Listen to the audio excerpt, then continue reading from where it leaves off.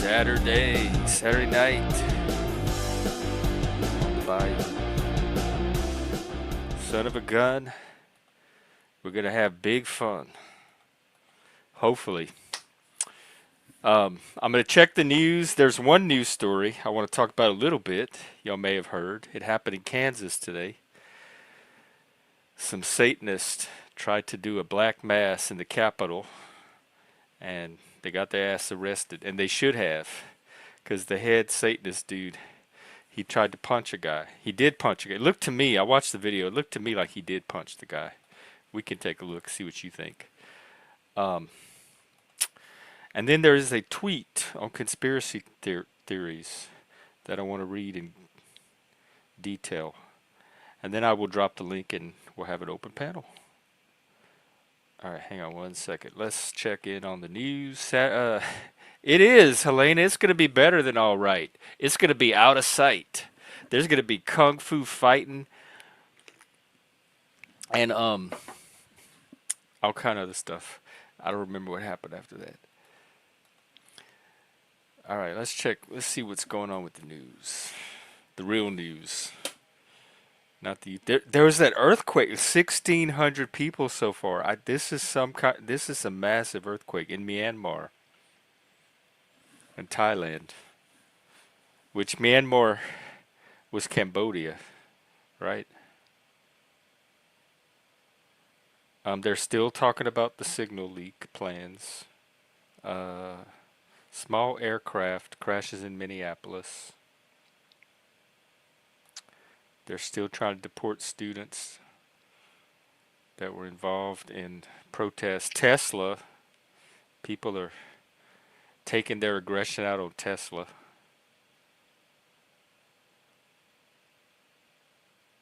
Trump's considering whether he should fire Michael Walls, the guy who added that journalist to the Signal chat. J.D. Vance in Greenland. All right, that's the news. Then we have the Satanist. Them cats, yeah. Was thank you. I don't know. That's the best part. I don't know how I forgot that. Lightning fast cats. I want to watch some of these videos. At least the footage of him getting. I'm gonna have to do it on mute because it might be copyrighted. It's news stations.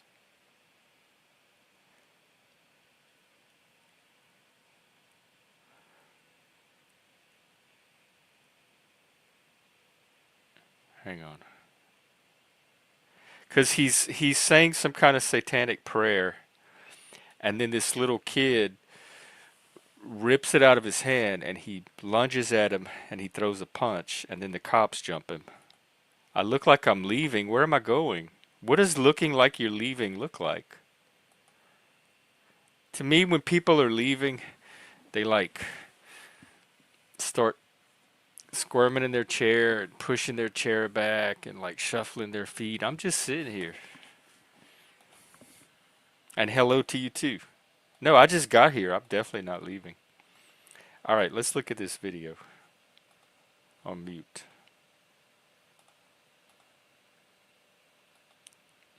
The jacket. Oh, well.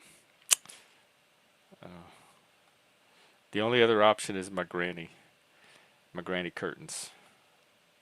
So he's reciting his prayer, and the guy tries to grab it out of his hand, which he should not have done, but it doesn't deserve a punch.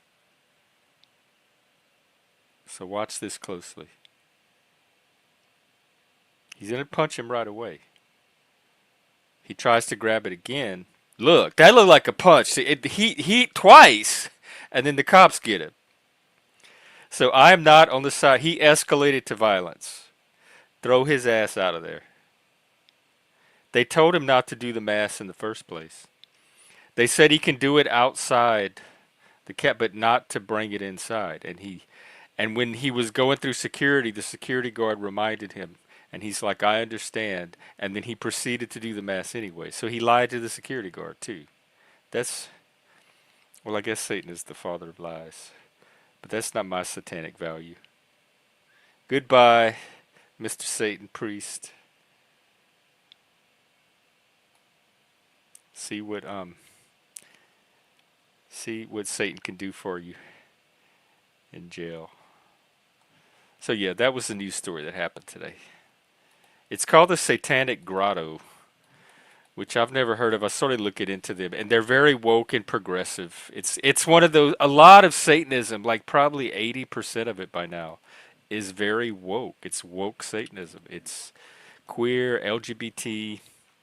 The Satanic Temple, I think, had more LGBT, the majority LGBT, than they did other groups, and autism and neurodivergence. So all of the people that don't fit in with ordinary society are finding their way to a lot of these satanic groups. Um, all right, so much for Satan for now. I want to read this tweet on conspiracy theories from Wokel Distance, who is a very good follow, by the way. He does great work on wokeness. I've been saying this before, kind of in reverse, although sometimes I say it's what the woke do. But the woke's version of reality are conspiracy theories too. White supremacy, racism, all that other stuff. Those are forms of conspiracy theories. So when people from the center or the right are putting forth they're all crazy conspiracy theories, it's not that much different from what the woke is doing. All right, here we go. In fact, I think I'll share it. Alan, you're making me self-conscious. It clashes. What should I do? Change? Excuse me, my gay has spoken. We have to do a quick wardrobe change. I'll be right back. I'm still here. I'm just gonna grab. Well, there's no reason you can't see me take off a jacket and put on another shirt. It's not gonna be that exciting. All right, Alan, this is the best I can do right now. This was the shirt I was wearing at work. At least it doesn't clash with the wall. See, I got my Satan shirt on. All right. Better, dear. Okay, let's take a look at this tweet.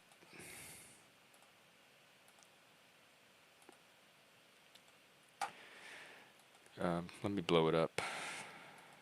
How do I blow it up? I know there's a way to make it bigger. No, wait, hang on. Here we go. Oh, I guess not. Okay. Conspiracy theories are the right's version of critical theory. Critical theory says hidden, unnoticed systemic forces, discourse, capitalism, racism, etc., control people. Conspiracy theorists say hidden, unnoticed cabals of powerful people control people. It's the same structure. In both cases, there is some hidden or unnoticed thing that is controlling in people in ways they don't realize and is operating against the interest of the people being controlled. And in both cases, the solution is to wake up and learn to see the forces that are controlling you.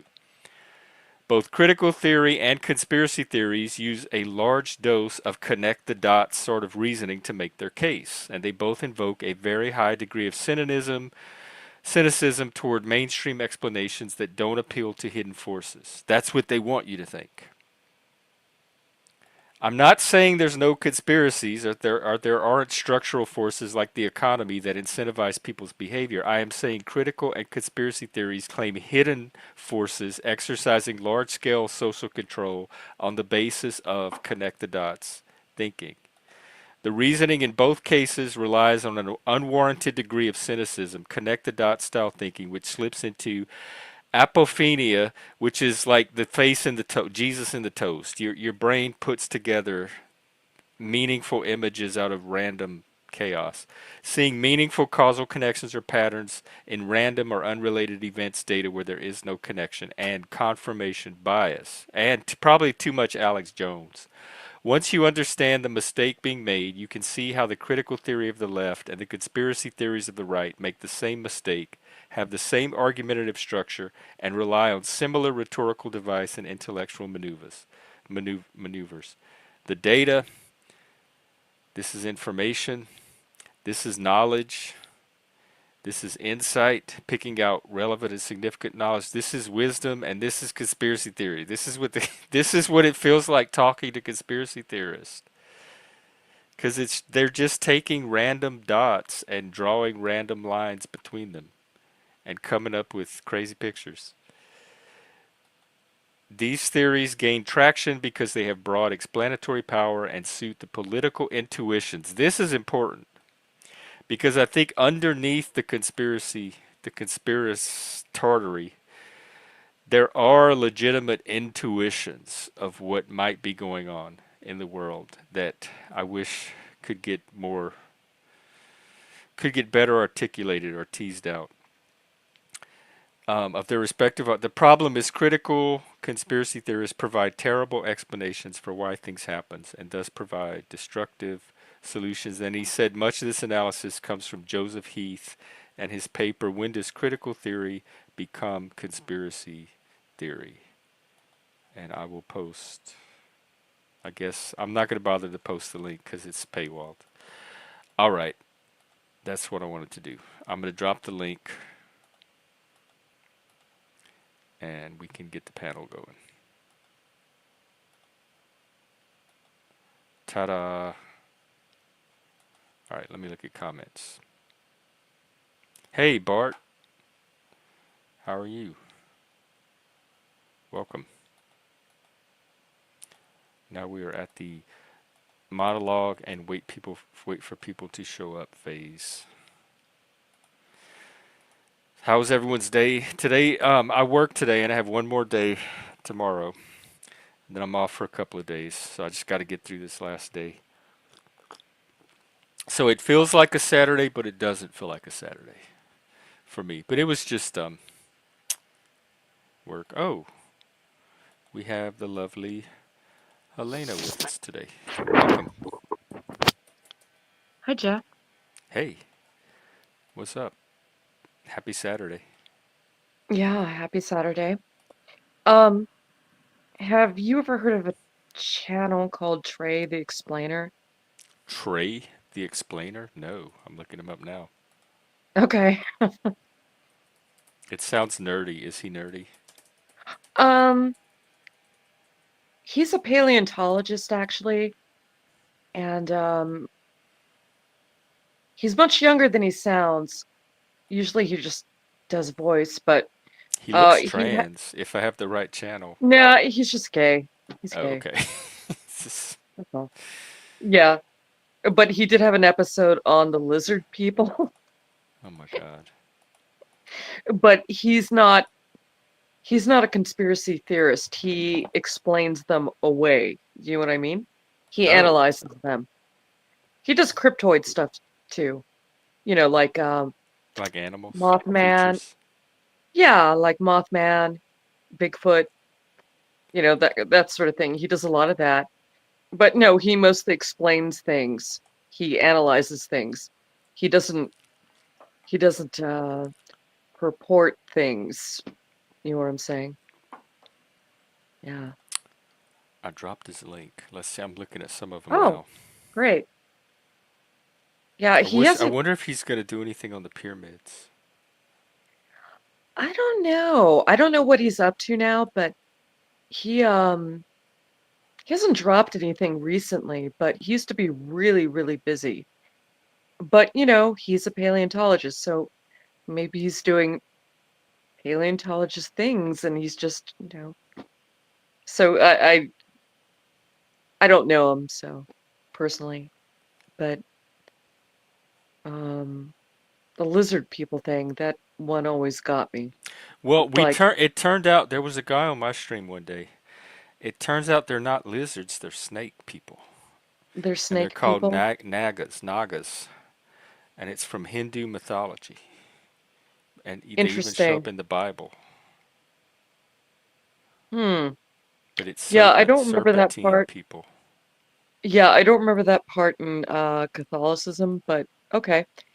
And I don't remember the lizard people either. yeah, I That don't didn't come remember till that part. later with, is it David Van Ick or something, that lady that was with him. Was Yeah. her name Arlene? How do I even remember this shit? No. And I I didn't just even keep watch it. thinking, I don't know. I mean, some of these people they might have been traumatized by watching V. Remember V? Oh, right, yeah, I do. That was a cool show. It was a cool show. Yeah. Yeah, that show, God, we talked about it like, oh my God. It was, It was a yeah, mini and series, so it was like over several days. And every day at school, you went to school and you yeah. talked about with your friends about, oh, wasn't that exciting? What's gonna happen tonight? Well, it was like they had two or three like TV movies when they used to do those, and but it was a series. And I just remember the girl got pregnant by one of the visitors, and she had one baby that looked human, and then she had another baby. Do you remember that? The And then little she had V another baby. I baby that think looked, I do, where she gave birth. yeah, she had twins, and it was like one baby looked human, the other baby looked, well, reptilian, but they both had different tongues. One grew up to be this girl, Elizabeth, and she was like, she became a prophetess. I don't know. I don't know. Sometimes I think people are repressing the memory of V. I swear to God. I swear. Alan says he remember. Alan, is V the what you remember? I don't know how who could forget V. It was quite a I don't. television event when it happened. In fact, Yeah. what year was that? Like 80, 81? Uh, Let's see. And I well, it was think the they 80s. remade it. They tried to. Oh. Didn't work. Oh my God, 1984? That seems late. Yeah, that sounds right. I Hmm. remember it way earlier that it actually happened. I was Yeah. in high school by the time this happened. Oh, yeah, but we were always like really psyched about it, and we just wanted to talk about it. And I don't know. Sometimes I think people just need to be stoked about something because life is boring sometimes, and they need this drama, you know. Unfortunately, streaming is they produce so much bad TV. It was better when pop culture was better because that's what we would preoccupy ourselves with, and we didn't have to construct all this drama from reality. I mean, there is drama from reality, but and I'm ashamed because like some of it is from media. I was never on TV. I was like print, but they do things they shouldn't be doing. That's Did for you have to fiction. do anything? Like, did you have to add drama into your stories? Um, Sometimes the editors they would change my leads. They would alter them, Oh, and they had no business doing it. I And would have then been it would. pissed. I was pissed. Yeah. And it's like you had no business doing that. And but editors, they were like, if it bleeds, it leads. That was their but they were done. We at that point, print was dying out. So they just wanted people to Oh, buy the even back paper. then, because they try to go for the lizard brain that the majority of Yeah, people are well, gonna yeah. respond to, react with. Yeah. So they wanted people to buy the papers and like the one time I only covered one homicide, okay? Oh, And it was a little girl. And my editor added some adjectives that she shouldn't have. And that pissed me off because if you just read my lead straight, the way I wrote it, that was good enough. It's like, how much more do you need to traumatize the death of a little girl? It's stuff like that. what did she add? Do you remember? Oh, she kept saying how tiny she was. she used the word tiny, and it's like I had a complete description of her weight and size. So it's like somebody would have read that and they would have gotten the idea that she was a little, a little girl. And but she put the word tiny in there. It was just like, why did you do that? Why? It I mean, it's bad enough. Just the facts are bad enough. So, That is weird to put. Like, that yeah, is a I weird know. word to put in for a victim of a crime. Yeah, I said her weight. I said how old she was because I got it from police report and yeah. So, things like that. Luckily, I always try to go for the human interest stories. Yeah, I prefer to write about things that were happy. Silly me. Did Oh you well. do like how investigative were your stories? Did you have to Oh, find the truth yourself, or were you just reporting facts were that you were being made aware me of? personally, I was just reporting facts, but the editors they got to a point where if somebody got pissed off at you for being more of an investigator, they'd call your boss, they'd threaten you, and they'd say like, "I'm going to call your boss." And everybody just sort of stopped, going deep, and the editors stopped protecting you at some point. It was like in the early aughts, I would say. Because they Yeah. were scared of, like, who? The public? Yeah, that, um, the publishers who were in charge of the editors. And, on the third floor, we had like a team of lawyers. And I don't know, it just seemed at some point the only thing they cared about was libel. Things are totally different now. I mean, Oh yeah, anybody could say anything. No. yeah, yeah, yeah. But, I don't know. Did you have fries today? I did not. I came straight home. I was so tired. No. Well, maybe tomorrow, huh? Yeah, very possibly tomorrow because it's my Friday.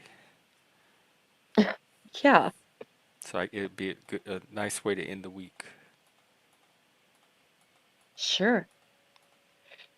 But yeah, Trey, I don't know. If you're interested in that sort of thing, uh, he has a very interesting channel.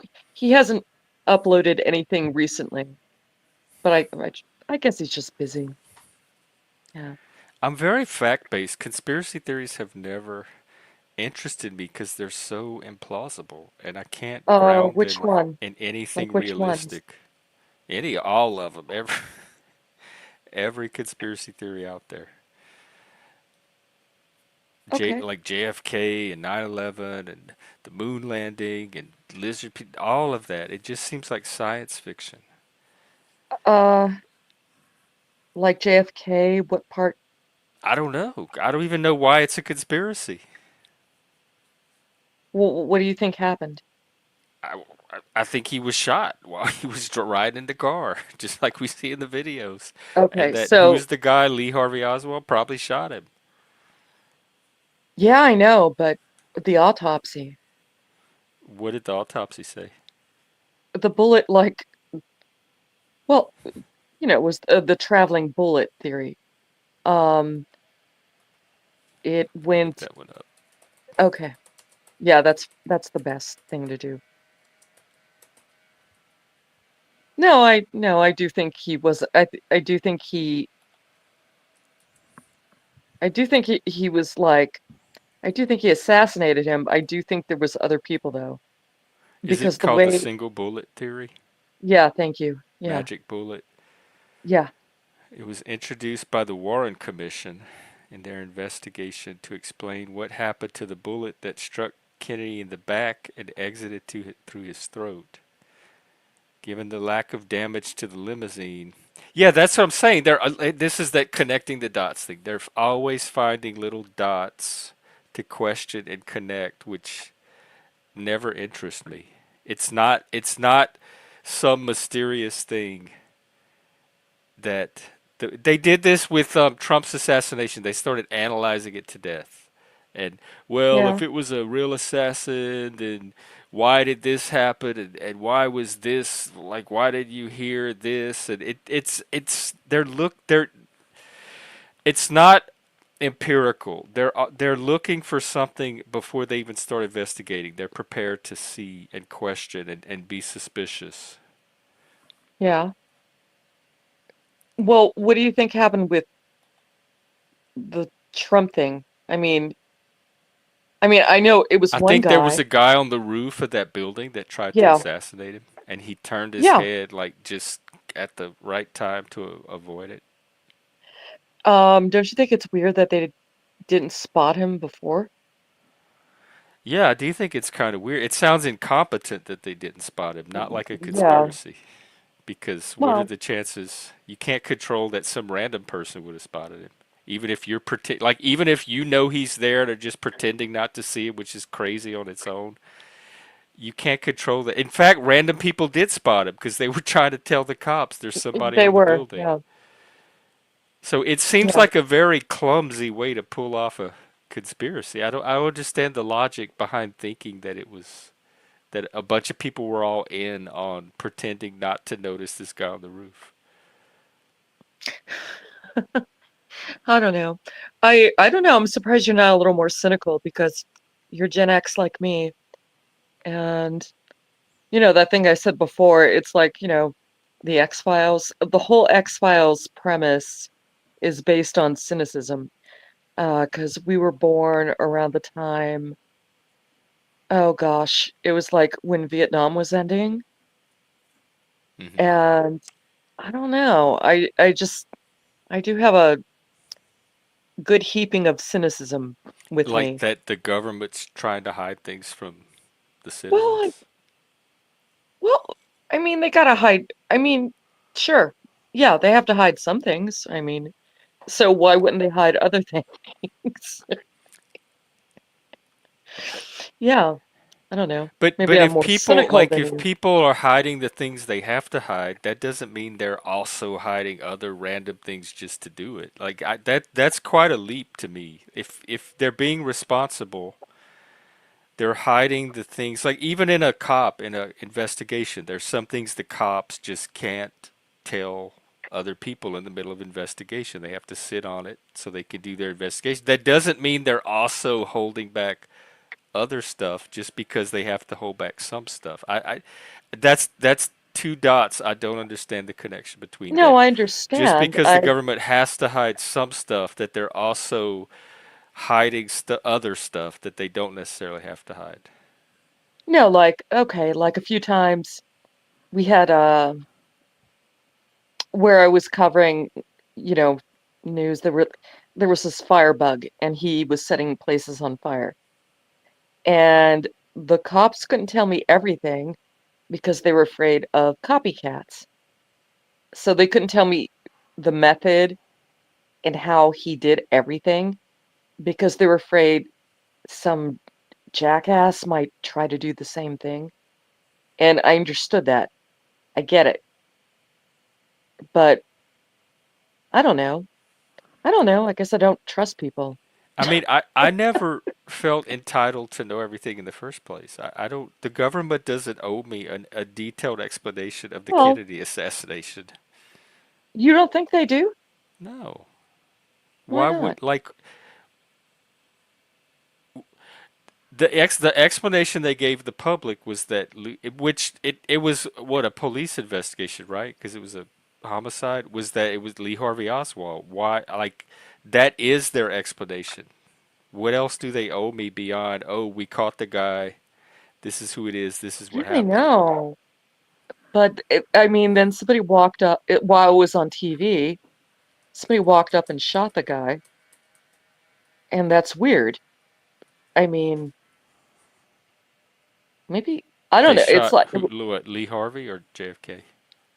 Oh no, I'm talking about no, wait a minute. I'm sorry. Talking Oh, they had a witness and no, not a witness. It was Was it Jack Ruby? yeah, that's it. Thank you. Yeah, he was shot on TV. And It's like, what the that's hell's going on here? suspicious. Uh, yeah, I think it's suspicious. Yeah. What's suspicious about it? Because if you're gonna like, if it's to make a spectacle, you want Well, it to be done in as front of as many people as possible. yeah, but he was surrounded by like cops, and it's like, what? How did you do that? Like, you just walked up and I don't know. I don't know. I have a what if kind of mind, I guess, you know. Is so it's and I'm not as familiar with the Jack Ruby story, but is it like the cops were with Lee Harvey, and the suspicious part is how somebody like Jack Ruby could just walk up and shoot him and not have the cops react or notice? So the No, cops I were think like we're in on it, and they kind of wink, wink, let him walk up and shoot him. I don't know. I think we're getting the people mixed up. No, Lee Harvey wasn't killed on TV. Oh, Okay, it was the other guy. Yeah, I apologize for that. I can hear you typing. and then we grew, being from Louisiana, we had the Huey Long assassination, and so I get that one confused with these other ones too. So there's like Yeah, three yeah, assassinations I grew up learning about with conspiracies around them, and I get them all mixed up with each other. yeah, yeah. Sometimes I do that too. Starting to run out of room, I swear. And no, I don't know. I mean, I don't know. I think suspicion is can be very healthy. I think cynicism can be very healthy.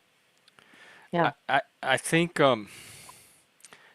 rationality can be even healthier, and as long as it's in the service of empirical sense, I don't have a problem with it. But Well, it's when I there's I don't it's a lot of it seems to be for psychological reasons related to the person themselves than anything going on in reality. Like I don't know why people are cynical about landing on the moon. I don't know. I've heard them say stories like the flag wasn't, it was moving and it But these shouldn't have people are going to be moved. suspicious. They don't trust the government. Period. They're going to be suspicious of every single thing. They're going to they have their No, I don't. microscopes out looking for reasons to be suspicious. That's not a healthy mentality. That's borderline No, no. paranoia to Look, I'm start. not that bad. I'm not that bad. I don't think the Earth is hollow either. So Do you I'm think it's not that flat? bad. It's now the spinning Earth. No, Like it's not spinning. It's like the stationary Earth. no, none of that crap. No, I don't know what the hell. Every once in a while, they feel like the showing us a UFO, and I do think that's. It's like, why are you? What is this? Why are you showing us this? And I don't know. That I find that a little weird. You have to understand, at news stations, they release press releases and news outfits. They're so desperate to have content, they'll take the press release and they'll go with it. And yeah, so the UFO thing is kind of weird. I I I don't believe in aliens really visiting us. I just think it's something they do as a psyop sometimes to see how we react. I'm not gonna lie. Like the government does. Yeah, They'll they want to call see up a how we media react. station and say, run a story on a UFO because we want to test. You're making it sound silly, but that happens. But I think it's a psyops. Until proven otherwise, you know, I don't know. But it's like, I don't know. Was it 2 years ago, a year ago? All of a sudden they came out. They're like, oh, yeah, they're UFOs, and they're in New Was it Jersey. the drones? I'm sure they are drones. I have no doubt they're drones. But I don't know, it seemed like they wanted to distract the public or something. From what? Nothing happened. Like that's I, I can't help it. there's I, it's people that don't trust. First of all, they're used to.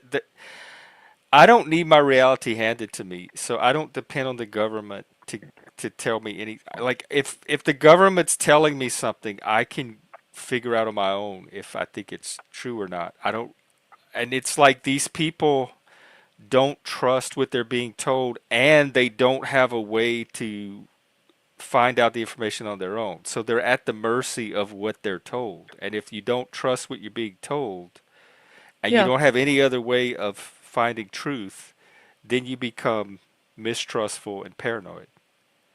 But because Oh, I don't rely on just the government for my reality, if they tell me something I think is weird, I can go find other ways to figure it out. yeah. I don't, it doesn't matter to me if the government's lying or not. They're not my sole source of information. Yeah, I know, but unfortunately they're in charge of everything and most They're not things in anyway. charge of reality.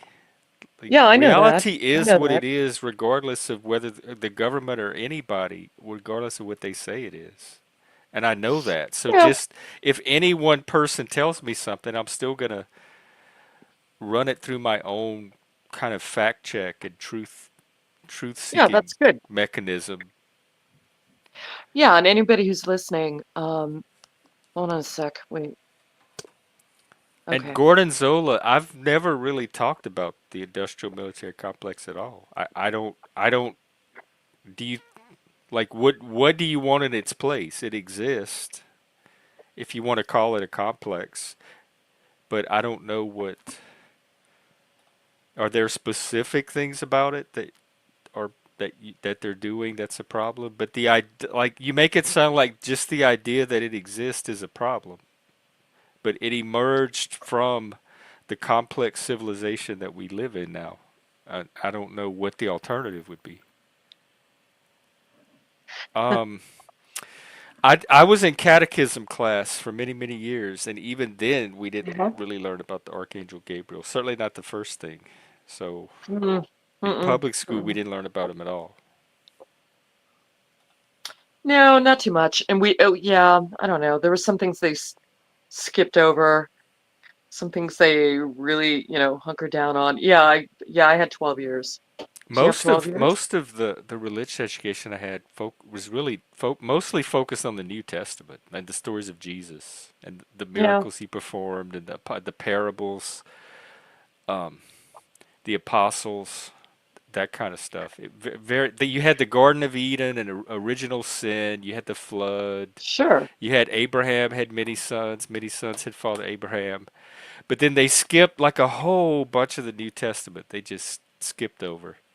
I remember Daniel in the lion's den, and a lot of it was Uh, New Test is Jesus centered. yeah. Well, I mean, the New Testament is more positive. The Old Testament, it's more like, yeah, God's gonna fuck you up. He's gonna fuck you up. He's- The New Testament, Yahweh, the God of the New Testament, and He changes from book to book, even within the Old Testament. He does not seem like the loving God of Christianity. Well, yeah, this is why in Gnostic Christianity, Gnostic Catholicism, sorry, they believe in dualism. So so it's like, oh, it's not the same God. The Yeah, reason it's they the behave demiurge. differently. Yeah. So it's like, yeah, they behave differently for a reason. But that's their claim. And then I don't know. You can't get me, but don't get me started on Gnosticism because James Lindsay, he throws that word around all the time. And it's like, Yeah, I've you criticized him for that before. There are patterns. parallels between Gnosticism as a paradigm and Yeah. some of the woke stuff as a paradigm. You can make Uh, certain parallels between the see, two. But wokeness is not Gnosticism. no, it's not. I don't even know why he's talking about that. And because he sees so because many he's a math, similarities between the paradigms, and his autistic brain homes in on those, and I think yeah, he because loses he's a some of math the person. He's a yes, math person. And it's pattern recognition, right, totally. and he's Yeah. not seeing the subtle distinction, not even to me that subtle distinctions between the two paradigms. Yeah. And then one time I was like in a chat, I don't know, it was a live chat, but it was pre-recorded, but he talks about, he started talking about theosophy. And here I show up with my handle, and boy, that was really great. That caused a stir. Did he mention did he call you out? No, the other people did. Now, one time he was on Benjamin's, and Benjamin's used to me. I don't know him either, but he's used to me. He knows. And he started talking about, you know, Helena Blavatsky, and Benjamin said, "Oh, she's here in the chat." He meant that in a funny way, you know. And but James said, "Oh, hi, Helena." Okay, so he had a sense of humor about it. He said hi to me, but it's like I don't know why I don't know how theosophy is relevant in anything going on. No, I I don't don't. either. Yeah, I don't follow it myself. I know what it is. I've read the books, but I don't know how it's relevant in socio-political problems currently going on now. So, yeah, he's a math person. They're different. They're different. I think creationism and dualism are relevant to both, and Gnosticism is one example or one philosophy that incorporates those things or is derivative from them, and wokeness is another. So in that sense, there's kind of a family resemblance between the two. But the Yeah, crucial but part of both is the creationism and the dualism. okay, well, explain what you mean by the dualism. I know what it is, but Well, in Gnosticism, the whole physical universe is a false creation. It's created by the demiurge, not by God. And the physical body is part of that. And in Gnosticism, even the psyche, your whole psychology, your mind, everything is all part of this false creation.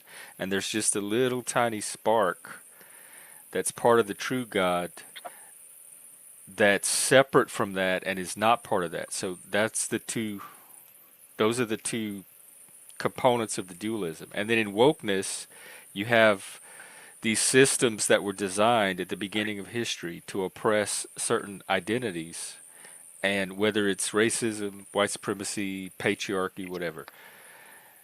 And everybody's living in a false creation that you have to liberate yourself from. And there's the real you, your true nature needs to be liberated from the false consciousness that these systems instill in you. So in that sense, there's also two different components. There's the false creation, and then there's the little spark that needs to be liberated. That's the true self to free you from the false creation. And so you have this sense of some system being created and imposed on you that you're imprisoned in. And then you have the true self, which is no part of that system, that is seeking liberation from it. And uh-huh. Gnosticism has those two elements, and wokeness has It those two sounds more elements. like you're talking about identity politics. Is that what you're talking about? Well, wokeness is identity politics. Yeah, I know. But you went into Gnosticism, so Well, no, I was trying to point out how dualism is part of both Gnosticism and part of Gnosticism is a severely dualistic worldview. You yeah. have the the spark of God, and you have everything else created by the demiurge, which is completely separate from that and no part of that. So you have two distinct substances. You have Yeah. Physical reality, mental, psychological reality, all of that's part of this false creation. And you have the one little divine spark that's a totally different substance, and that's the only part that's actually connected with God, who's in exile from the universe. He's not even part of this universe. God is an exile from the universe. The alien God of Gnosticism. Hmm. And the God that we think is God, the creator and the one running everything, is not the real God. That's the demiurge who botched creation because he didn't know what he was Well, doing. he botched creation. Oh, wow. Yeah, well, I don't know. I don't know. Shit. My device is powering down. Oh, great. I'll come back. I'll come back. Okay? Okay, yeah, please do. Hopefully, we Okay. get another panel. I mean, Okay. an additional panel going. Okay. I'll try to be back. Bye. Okay, take care. That was creepy. We're talking about Gnosticism, and her device starts powering off. Connect those dots. But yeah, there's two, like, there's kind of two main views you can take of reality, I guess. One is the mechanistic view that it was designed and created, and the other is the organic view, which is that it emerged or evolved. It's just a natural process that led to where we are now. It's not there's not a being or a person behind it responsible for making it happen. It's not carrying out a preordained or pre-designed plan. And the Gnostics and the woke are both creationists. They think they're living in a world that was created by other beings, whether they be human beings like men that created a world for themselves to exclude everybody else and keep down and oppress everybody else, or divine beings like the demiurge, the false god. That's a good question. Theology's been trying to answer that from the beginning. The Kabbalah has some interesting theories on how God emerged from nothing. But then scientists are trying to figure out how the Big Bang happened too. I'm not I think everything I think we're just part of an organic process that and so physically, biologically we emerged from this organic process, but then socially and psychologically we emerge from this intersubjective process of just enough humans interacting over time. But we're not living out a plan that some humans got together and created and then imposed on the rest of us, and we're powerless against it and we're a prisoner of.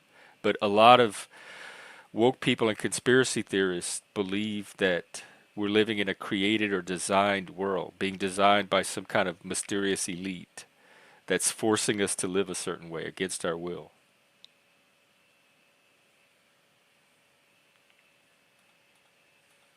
Yeah, that's a big mystery. How does and we're assuming nothing. We don't know that it could be a loop. Like maybe the Big Bang's in the future, and we or some other whatever species is going to create it in the future, and then make like we don't know that nothing came before this. There might have been a something that all of this comes from that we just haven't discovered yet.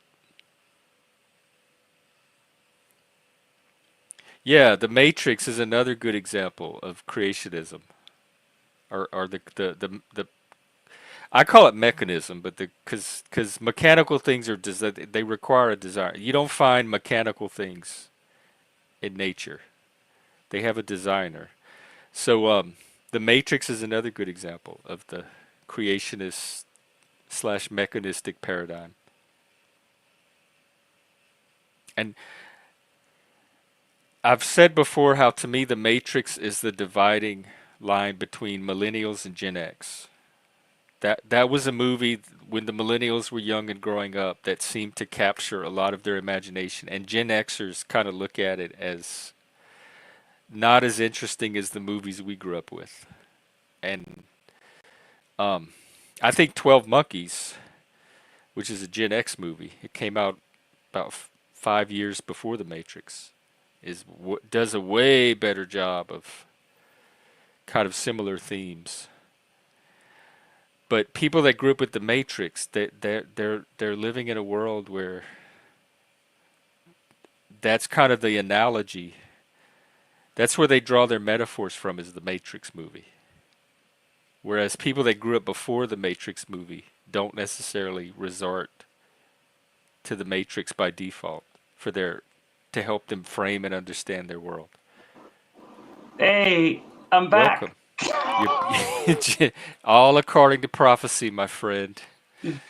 Jeff, if you couldn't see how I was playing those cards last night, I know you did. I know you did. You'll be back. I'm like, no, I won't. You're like, yes, you will. But I just left it alone. I let you. But and it's funny because there was like 4 or 5 channels restreaming our Fallout. But We did. it's There just was no fallout. We even I said live on stream that this is God, not a fallout. there's Hey, Dobez. multiple what's up, man? Multiple channels. Mike and Jeff broke up. Oh, Mike and Jeff aren't friends anymore, but it's all good. Anyway, getting back to what you're saying, Dobez, salute. Um, I really like the fact that things like um, Alien came out. I like things like you said, 12 Monkeys. Um, there's something to these movies. There's something that connects us to. It could possibly be true. Are we in a simulation? Are there I'm saying possibly, are there other things that manipulate But us is to possibly, evolve? but is it Yeah. probably? There's the You, possible you, and the probable. you want to know what I think? You want my honest opinion? I'll tell you as a Roman Catholic Christian, I'll tell you my honest opinion. I'll tell you straight up. I don't care telling you straight up what I actually believe. Oh, yeah, I Would don't you like doubt to that. hear it? No troll. I believe that God created thousands of civilizations, and I think some are earlier than others in different climates, different planets. They look different, they speak different. You acclimate to your surroundings. That's just what I choose to believe. And I believe that if a civilization was created by God, this is what I believe, 10, 20,000 years ago, they're going to be much more advanced than us. They're going to be more advanced. And I think other civilizations are curious about these little ants in an ant farm because people think that we're the center of the universe. Dude, we're nothing when it comes to the cosmic experience. We're nothing. Yeah, We're I never thought we were yeah. much. But I human, think we're but you, miraculous. Like we're very yeah. awesome, awe-inspiring. But But if you believe, cosmically, we're also nothing at the same time. And Mr. B, that's not the kind of mechanism I was talking about, because these gears, they emerged from nature. They weren't created. They just happen to resemble mechanical devices that humans have created. But that's but not what I meant by mechanism. if you believe in Christianity, God, well, the preachings say that God made us in His image, His image. So if you believe that, then we are flawed, which we are flawed. So isn't God flawed? So God, We're only well, flawed by God's standards. Like you can only be flawed according to some arbitrary standard. what I Nature believe, doesn't have a concept of flawed on its I own. believe, Humans, I that's a believe human Mhm. valuation. I believe God is so powerful. God is so powerful, and He has so much rule over everything that He's lonely. No one can compete with Him. No one can even match His power, His intellect. So, if that is to be true, then no one could ever rival God. God could never have a wife. God could never have a mate. God will always be single. That makes sense. Dolbez, what do you think? Well, I do agree, but I'm curious where you're going with this. We were talking about We exploration. it started with me and Helena were talking about how James Lindsay analogizes wokeness to Gnosticism and the parallels between Gnosticism God, I love that man. and wokeness. And then So from there, Dolbez, it spun off into a Dolbez, discussion what about mechanism, creationism versus organic emergence in general. And the then it stuff? got to the Big Bang and creation, and where did creation come from? Did it come from nothing? Was there something prior to creation? So Dolbez, I'd Okay. like your opinion on this. If truly, if it comes out that the structures under the pyramids are true, what are they?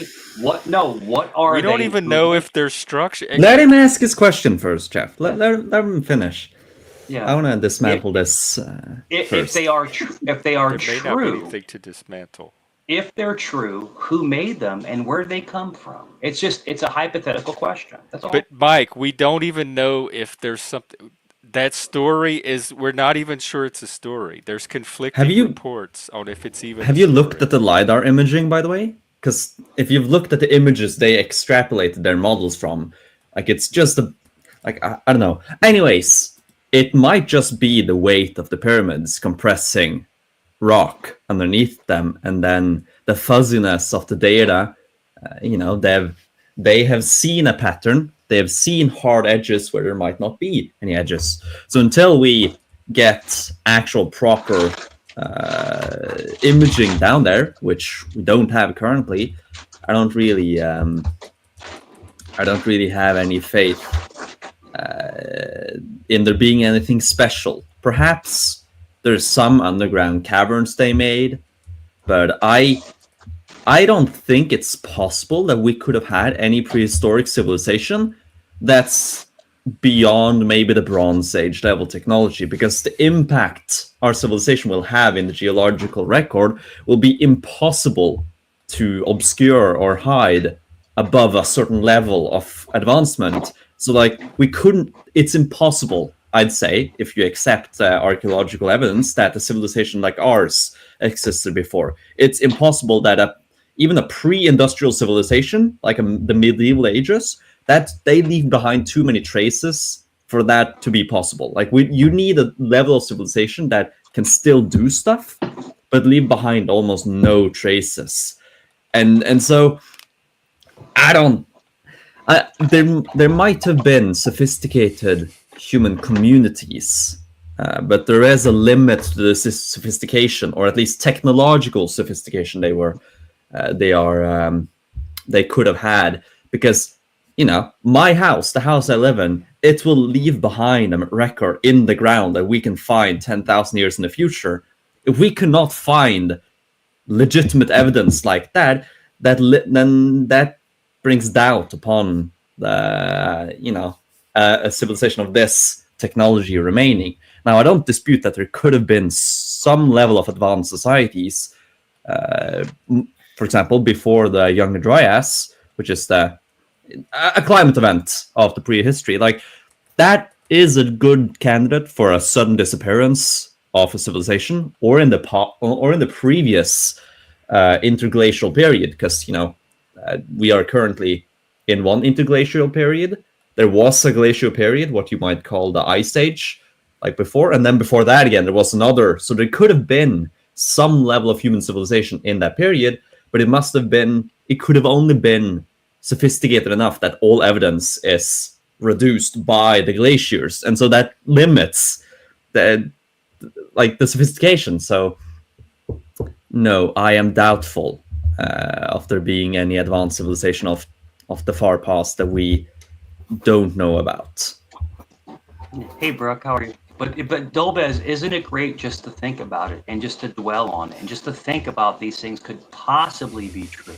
Possibly. Sure, Hey, Billy. sure. But when there's no evidence, no legitimate evidence pointing in that direction, then it remains a hypothetical.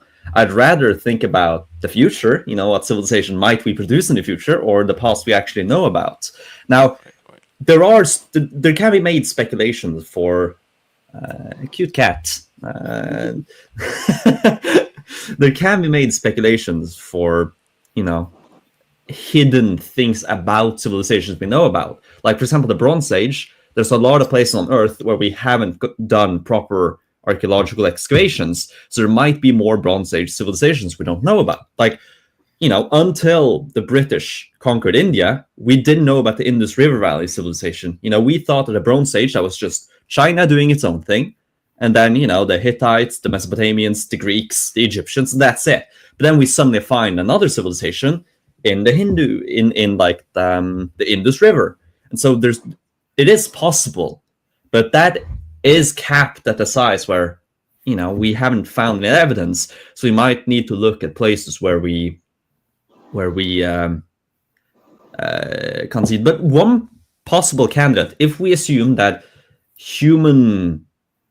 the humans we are now evolved and became what we are now and got the capability of now before the past ice age, because there is some evidence that points to that maybe we unlocked a few advancements after the previous glacial period. But if we assume that something like we got some level of sophistication in the previous one, there is a 40,000 year period where there could have been multiple civilizations of a certain sophistication.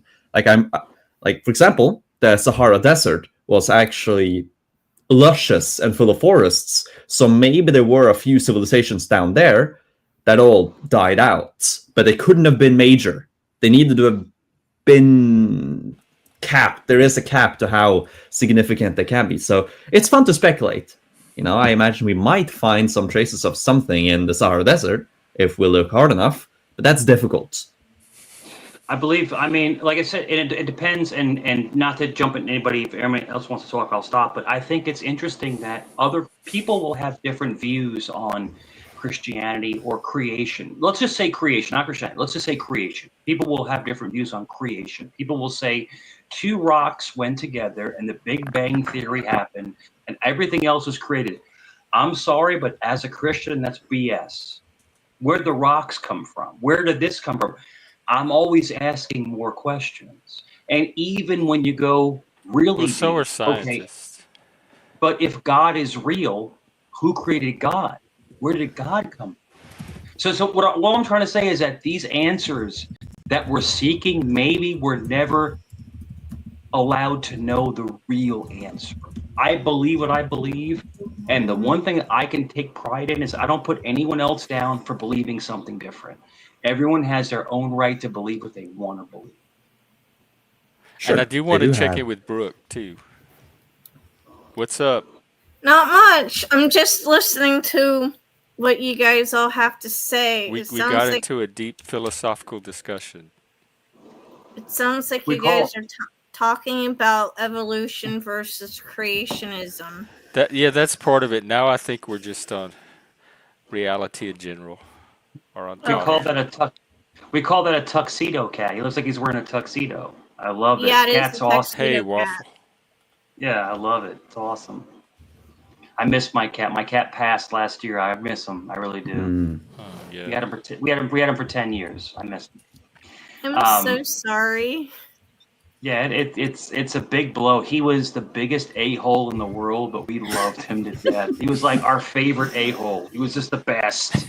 He's like he would hiss at us, right? And then he would do his little cute eyes, saying he was sorry, because cats are sassy. Cats are very sassy. But yeah, they are. But he was the best. He was absolutely the best cat ever. Getting back to it, Brooke, is that we're just talking about like evolution. Brooke, what do you think? Do you think that there is a higher power? Do you think that possibly we are created from a species outside of this universe? What do you think? What do you think? I mean, what do you think? I mean, like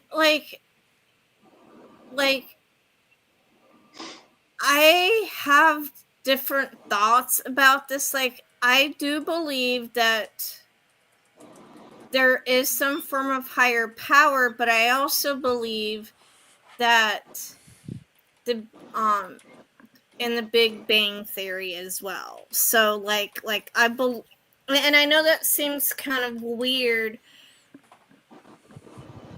to say, but like I believe it's a combination of science and magic, a higher power out there.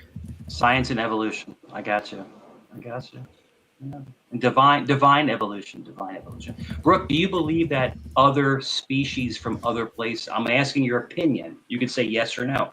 Do you believe that other species, let's just say aliens, let's say the word aliens, that have come and helped us manipulate our DNA to become smarter, to become more advanced? Do you believe that theory? It's a theory that aliens. Good. Honestly, I can't answer yes or no. It's I have no clue. Like I have no clue. I would like to believe that there are I would like to believe that there are other worlds out there, because we don't know what's beyond our universe. We haven't been to every planet that's in the universe or beyond. So That's true. We really don't know. because like honestly, like I know, though, I Beth. am That happens to me sometimes. Do you I am pretty sure that we're not the only planet with beings on it. No. Why would we be the only planet with beings on it? With what? Bees? Beings, like with beings on it, Like pinto with beans? no hominid, living beings. Beings. Yeah, Okay. Yeah, beings. Not Yeah, beans. beings. Um, we could. There's no way to test that. I mean, we could be. Maybe we're not. We don't like. There's a great. Have you guys ever looked up like Dulce base, like the Dulce files, where they as in researchers claim that there's a base that's under the Dulce Mountains in New Mexico, where houses a lot of extraterrestrials. So if you get into the whole no, it's cool to just No, look I in, have just like not look looked into into it. that. The But there aliens was, in New but there Mexico. was Hey, one that shift. actually, apparently, allegedly, there was one that actually was what got to Congress. Val Valiant Thor was his name, and apparently he's actually on record, on camera, and he looks human, but he has like different features. I think there's something to ETs. I think there's something to them. I do. What I'm to kind of add to what Brooke was saying. I think there are other entities out there. I think there's different races that are out there, and I think that they're older than us. Right, but That's you just have to be able to test that, and there's no way to do it. So it's just it's just a random allegedly. story. It's an alleged feeling. That's all. Because there's Alleged. people think that there's lizard people living under the earth, or snake people. Yeah. Like anybody can say, "Oh, there's some kind of people Sure. out there." I think. But I these mean, things are so. Go ahead. I was gonna say, as of right now, there is no proof there are other beings in the universe, but I would like to believe there is. Yeah. You know why, Brooke? I think every single day we wake up, we're searching for something. We're trying to find something, some kind of answer. What you trying to and find? I try to find where we came from and what's the whole point of everything. What is the But I thought answer? Christianity provides you with that answer. Yes, but sometimes you don't believe the answer. Sometimes you think the Oh. answer is BS. That's when you question, the easy answer. Oh, pray 6 times, 7 Hail Fathers, everything is erased. No, I don't believe it works that way. So you're saying like you have doubts or like crises of faith or whatever? Not crisis of faith. My faith is 1000%, Jeff, but I believe that God makes you atone for your sins. He makes you pay for the things No, that he you don't. do. He had maybe yet. I think he does. And I Unless think this that is it. Unless I'm doing it right now. you could be. This could be, Jeff, this could be confession right now. This could be confession right now. It's like And purgatory. yeah, it could be. Panel But purgatory. the reason why I fought it back against my Catholicism is because I don't believe you can go out and do the most egregious things and say you're sorry to a virgin behind a curtain and everything is absolved. I believe that God doesn't let that go like it's nothing. He makes you pay the sin back. I don't know what it is. But I don't believe that you can just do whatever you want and just say, whoops, my bad, and then it's all wiped You away. usually can. I mean, you run up against consequences at some point. Is that Yeah. even how it works in Catholicism? I know you're the Catholic, but that sounds very unchristian. Like, you get forgiveness, but that's a pathway to salvation. It's not salvation itself. Yeah. Or am I wrong? You're the Christian. No, that's but, not how he's simplifying it. That's not how it Dolbez, works. I had a situation where something really bad happened, where something bad happened, not to me, but for me to someone else, and in the church's eyes, it's a bad thing, right? Now, not anything illegal. I was justified in what I did, but what I'm trying to say is that I had to go to confession and abolish my sin for taking a life, or whatever you want to say.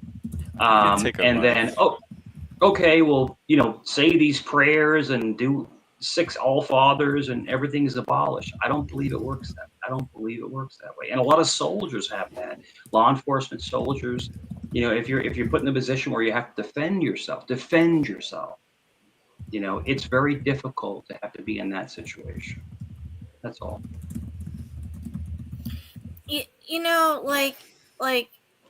So as a preteen and teenager and early 20-something, I went to a Christian church, specifically not the Catholic Church or the Mormon Church, just because one parent went to one of those churches while the other went to the other. But that's neither here nor there. I was told going to these churches that all you needed to do was accept God or Jesus Christ as your Lord and Savior, and if you did something wrong, pray and ask for forgiveness and do your best to not do it again.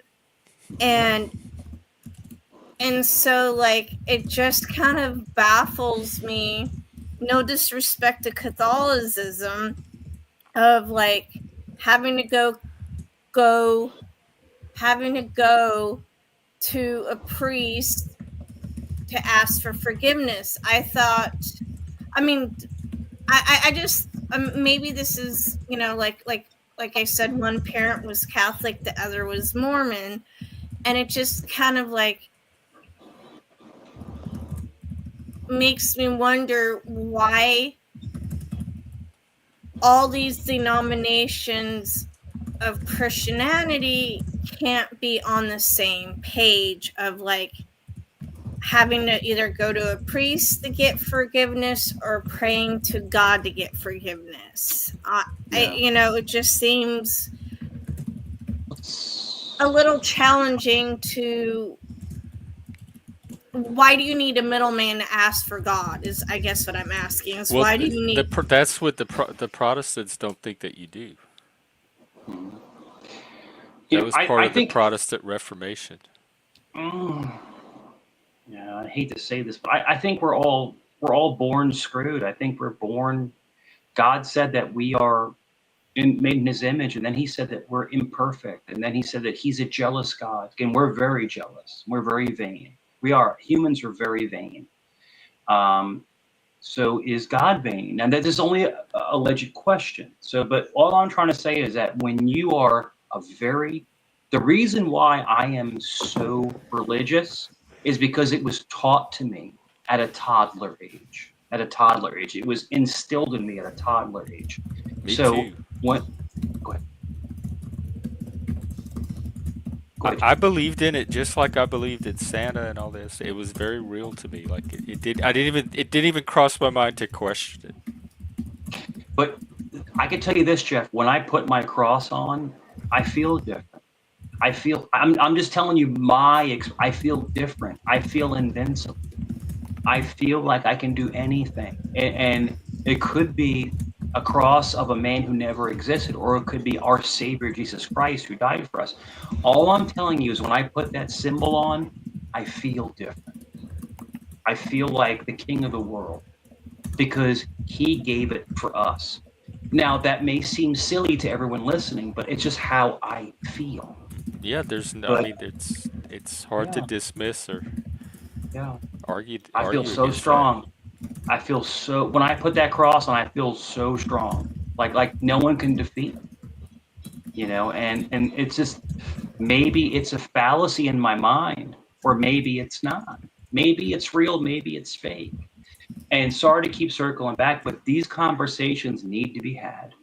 And Dolbas, I know you want to jump in, but I think that it's I very think he's interesting what's the argument, to not talk us. to talk just to talk about this stuff, because a lot of people don't have the balls to talk about this. They don't have the gusto to talk about this kind of I stuff. mean, we're not talking about anything that Yeah. controversial that takes that much courage. We're talking about just sin and forgiveness and religion. Jeff, do you think that we're born to sin, that we're automatically made to be sinners? No, I'm a Satanist. I don't believe in sin, and what the Christians call sin, I don't think is a bad thing. I think it's healthy and to indulge in hedonism and vice if you do it intelligently and responsibly. Yeah. I mean, there's a reason they don't want you to do it. Because like me, Jeff, me and you are the same age. Well, Jeff, you're just a little bit older than me, and Brooke, I think you're younger than us. But Dolbas I'm is a I'm younger, I just turned 46. so you're younger than us. But Dolbas, you don't She's about our understand. age. Dobez is Dolbas, the young. when you're young, 25, 30 years ago, the debauchery that we were, uh, it was nuts, the debauchery. We were just filthy, you know what's. So as a younger guy, and it's different now, but like we got into some crazy stuff. We did, Jeff, I know you did, I did. I'm not gonna lie about it. We got into some crazy situations. But it's different now. Morality is different now. But back in the mid What's 90s, different about it? um, it's a great question, Jeff. I think that it's more visceral. Like people talk about it more. Like there's when we did our dirty little secrets, nobody talked about it. Nobody Oh, and now it's communicated. all over social media. Like, Exactly. Like it's all exploited now. No one knew about our dirty little secrets. Nobody knew about it. Lopez, the stuff that probably now I can't say Jeff. I don't know Jeff's personal stuff. But the stuff that I did in my 20s, you'd be like, damn, yo, shit, you the man. Give me a hug dap and shit. But because you no, could it's do it, and it wasn't like there wasn't people around to broadcast it to the world. there you go. You got away with it. Morally, you got away with it. Because you didn't I have a group. Go ahead. Speaking of like, oops, hang on a minute, sorry. When so I'm literally at the tail end of Generation X, and so I know what it's. I'm older than Google, and anyway, that's besides the point. But like, having seen what life was, having experienced what life was like, before the internet, as well as still being in high school when the internet started becoming more popular, I'm gonna have to admit I am so glad that social media didn't exist when I was in high school, because of lack of like dirty little secrets, lack of a better term, or teenage Yeah, we don't indiscretion. know what it's like to grow Yeah, up with social media at a young age. I can't yeah. imagine like my school and social life. My school experience probably would have been a lot different with social media, and I don't know for the better or for the worse. It might have improved it. It might have made it worse, but it definitely would have been different. It's I it's it's Go ahead, Mike. it's so funny. Back in the late 80s, early 90s, making a third of the money I made in the 2000s, I was the happiest, making less money, no social media, no bullying, just having a great time, going to dollar movie night, sneaking popcorn and candy into the movies, getting a rotisserie chicken and making instant mashed potatoes with my girlfriend. This was the best times of our life. This was simplicity at its best. This is what we are supposed to have fun with nothing. Not We did. Yeah, we say, look, did. yeah, and we did, Jeff. And I would give anything to go back in time and just be happy. I remember having $10. $10. God, I rarely even Like in had that. 97. I remember having $10. Me and my girlfriend went to the movies. It was dollar movie night. Went to Kroger, got a rotisserie chicken for like $2.99. Got a 79-cent mashed potatoes. Went home and made dinner, and I was the man of the night. But that's when we forgot about how simple life can be. We forgot about that. Now women, I'm sorry, I don't mean to get on you, Brooke, but when men try to date in this day and age, not you, Brooke, what do you got? How much money you got? What's your credit score? It's just like, that's why they call men incels. That was good. Men That was a rather, good. men, yeah. Men Men could rather no be, incels call themselves incels. They're the ones that determined that they're but beyond this day and age, redemption. men rather be single. They'd rather be single than deal with this naggy woman who wants you to take care of them. Yeah, I would And too. but You back know, in the you day, know, I dated multiple women who made more money than me. Multiple. And I you know, loved it. It never bothered me. Go ahead. as you know, like I am only going by how I grew up of like people knowing, like one of the things my grandparents helped raise me, and I remember hearing conversations how they never really talked about like who made more, but they did talk about each other's credit scores before getting married. And like for me, if you're gonna get into a serious relationship, it's not necessarily about the money, but you do want to know if you're getting into a serious relationship, like say marriage, you're gonna want to know your partner's credit score to see if I never cared about that. It's I, important, Jeff. It's important. You want to make sure your mate is not carrying debt. yeah, It's yeah. very Well, you important. can find that out without knowing their exact credit score. No, I mean, I wouldn't want to know their exact credit score. I just want to know if it's like in the 300s or the 700s. Like, I don't know if that would stop me from I marrying mean, somebody or caring about a person. It Just would because their never. credit was in the 300s. Yeah, it would never. It As would long as never they had a stop. good job, they were taking care of Mhm. themselves, pay their bills, they weren't a financial burden. It would never I stop me personally, but I have 100% payment ratio, which means I've never missed a payment since I was 18 years old.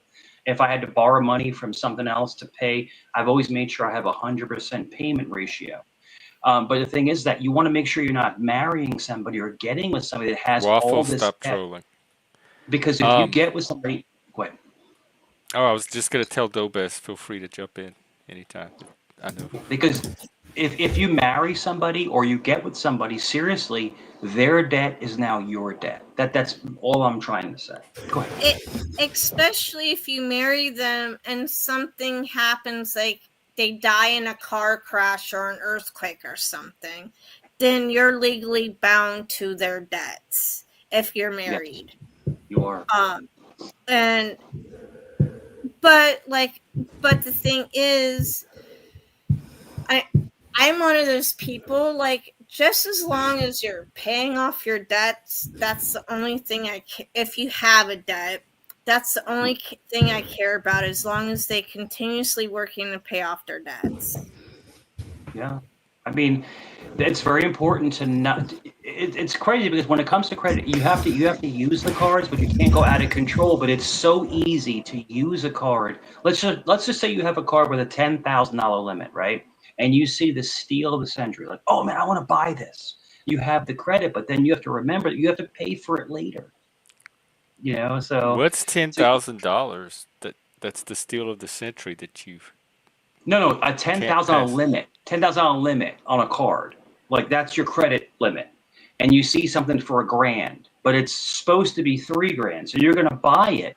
Right, But but people a forget. grand is easy to, if you have a $10,000 credit card limit and a decent job, a grand is easy to pay off. Okay, Jeff, but if you have 15 credit cards, it gets a lot more complicated. Well, there shouldn't be 15 steals of the century. That you're, if that's Just a letting you problem. know. If every other week you're buying a steal of the century. And then you have children, you have 4 children, you have a wife who likes to shop, you have kids that need things. So well, I'm trying to say it's very easy to be, not out of control, but run up a couple $1,000s a month. It's not out of control for that to happen when you have a large family. Well, So, that wife that likes to shop better have a job to go with it. Hey, I have a question for Pat. Pat said you're going to be alone a long time with that thinking. How do you know I'm single? Because I'm not single. I think it was directed at Mike. Oh, okay. You're not Sorry. single? No. Whoa, that's newsway. Hang on, when did that happen? Are you counting Billy? No. Is there I've news? had a partner since like last year. Brooke, I had no idea. When were you going to tell us? I just don't announce it to the world every single time. Well, you Good can announce it to your policy. friends. Maybe you're not a friend, Jeff. Maybe that's Maybe why. not. I like my best friend just found out like a couple weeks ago. Oh So. my God! If I was dating somebody, I would be shouting. It would be on CNN. The whole world would know. I would be shouting it from the rooftops. Well, you are the host of this channel, so well, Brooke, That is Yeah, a but bit to different. be, I didn't think that either. That the spouse was responsible for their partner's debts. they are, and especially if they are on joint accounts. So Right, you a have to be joint really account because they're part Yeah. of the account, but not. If you But and I I'll were give you. married and you died and you had your own credit cards, I would not be responsible for paying off your credit cards.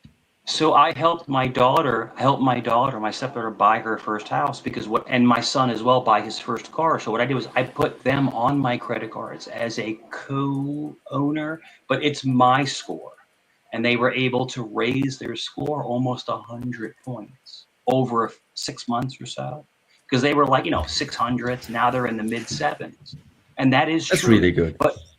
But you have to, mine is 800. But I mean, you have to make sure that they don't abuse it. So what you can do is you can put limits on how much they can spend on the card. But they're going off of your score. They're reflecting your score. My daughter said to me, she goes, the greatest thing you ever did was just have faith in me. And she bought her first house, and my son bought his first new car because I put them on my cards and let them build their credit. How old are Very they? important. So my oldest daughter, she's 30, and my youngest son, he's 24.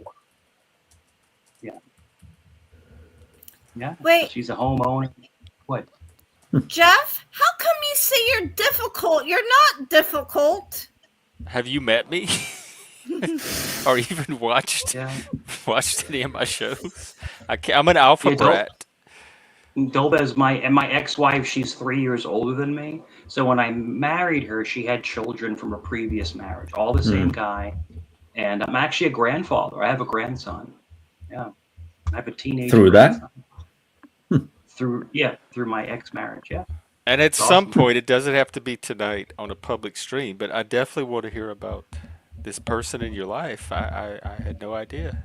Yeah, you will hear more about him. We can text Okay. or whatever. And wait, did you start working? You got a job too. Yeah, I started on Monday. This last week. Yeah, this past. How's Monday. it going? I only work 3 days a week, so it's been nothing but trainings and orientations and trying to figure out what retirement plan or else they're gonna pick for me or. Oh yeah, I hate that. And once they pick for me, I can't get out of that retirement plan because it's a state retirement plan. So the PERS or something. Yeah. Yeah. And considering that I've had one uncle on each side work for various school districts, I got some great advice. So I already know which one I'm gonna do. So Do do you and I bring do you bring Billy the cat with you to work? No. Wish, because that's one thing I asked, and they're like, no, you You can't asked even. him, can I bring my cat to work? She did. No, She did. Yeah.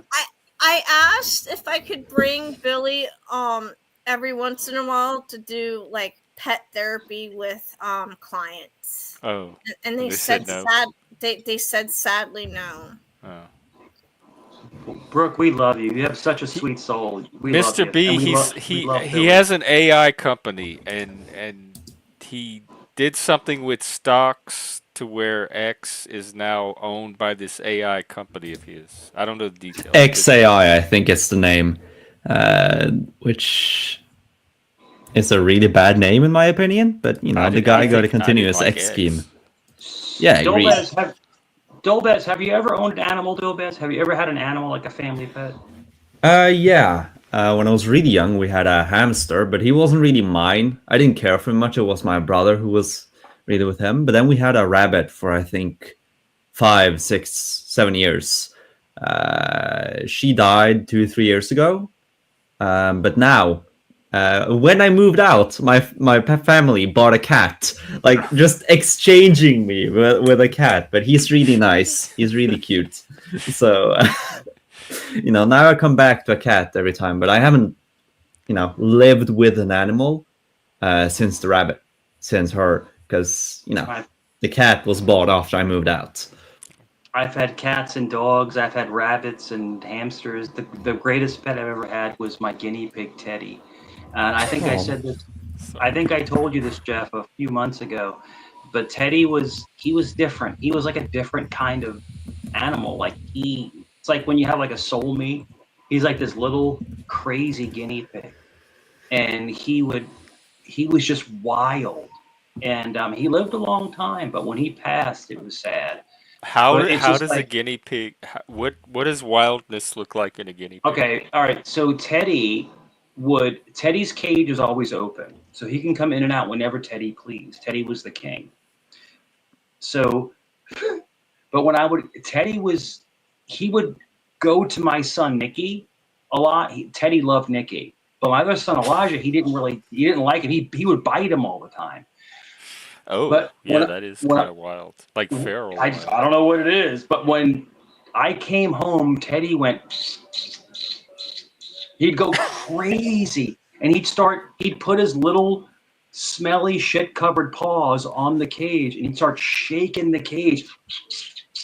He would go crazy, and he'd jump out of the cage. He'd run up on my arm. He'd sit on my shoulder.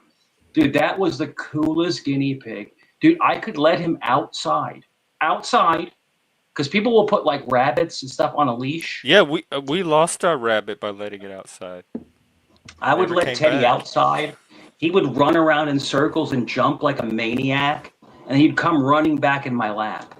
Like we had that trust, but Teddy lived a long time. He lived a long time. But I miss that. I miss that crazy guinea pig. I miss him, man. He was wild, bro. And he ate carrots and celery and like anything he wanted. They had these little sticks you get from the pet food store. They're like these little sticks that they helps their teeth, but I guess it has like a treat in them. Dude, that was the fattest little guinea pig you ever seen in your life, and he was the coolest little thing. He was. I miss him, man. But the whole point is that to have a pet is very therapeutic. It's awesome that a human being and an animal can bond. It really is. Go ahead. They're oh, for trolling, Mike. What They was mhm. that? it's a timeout.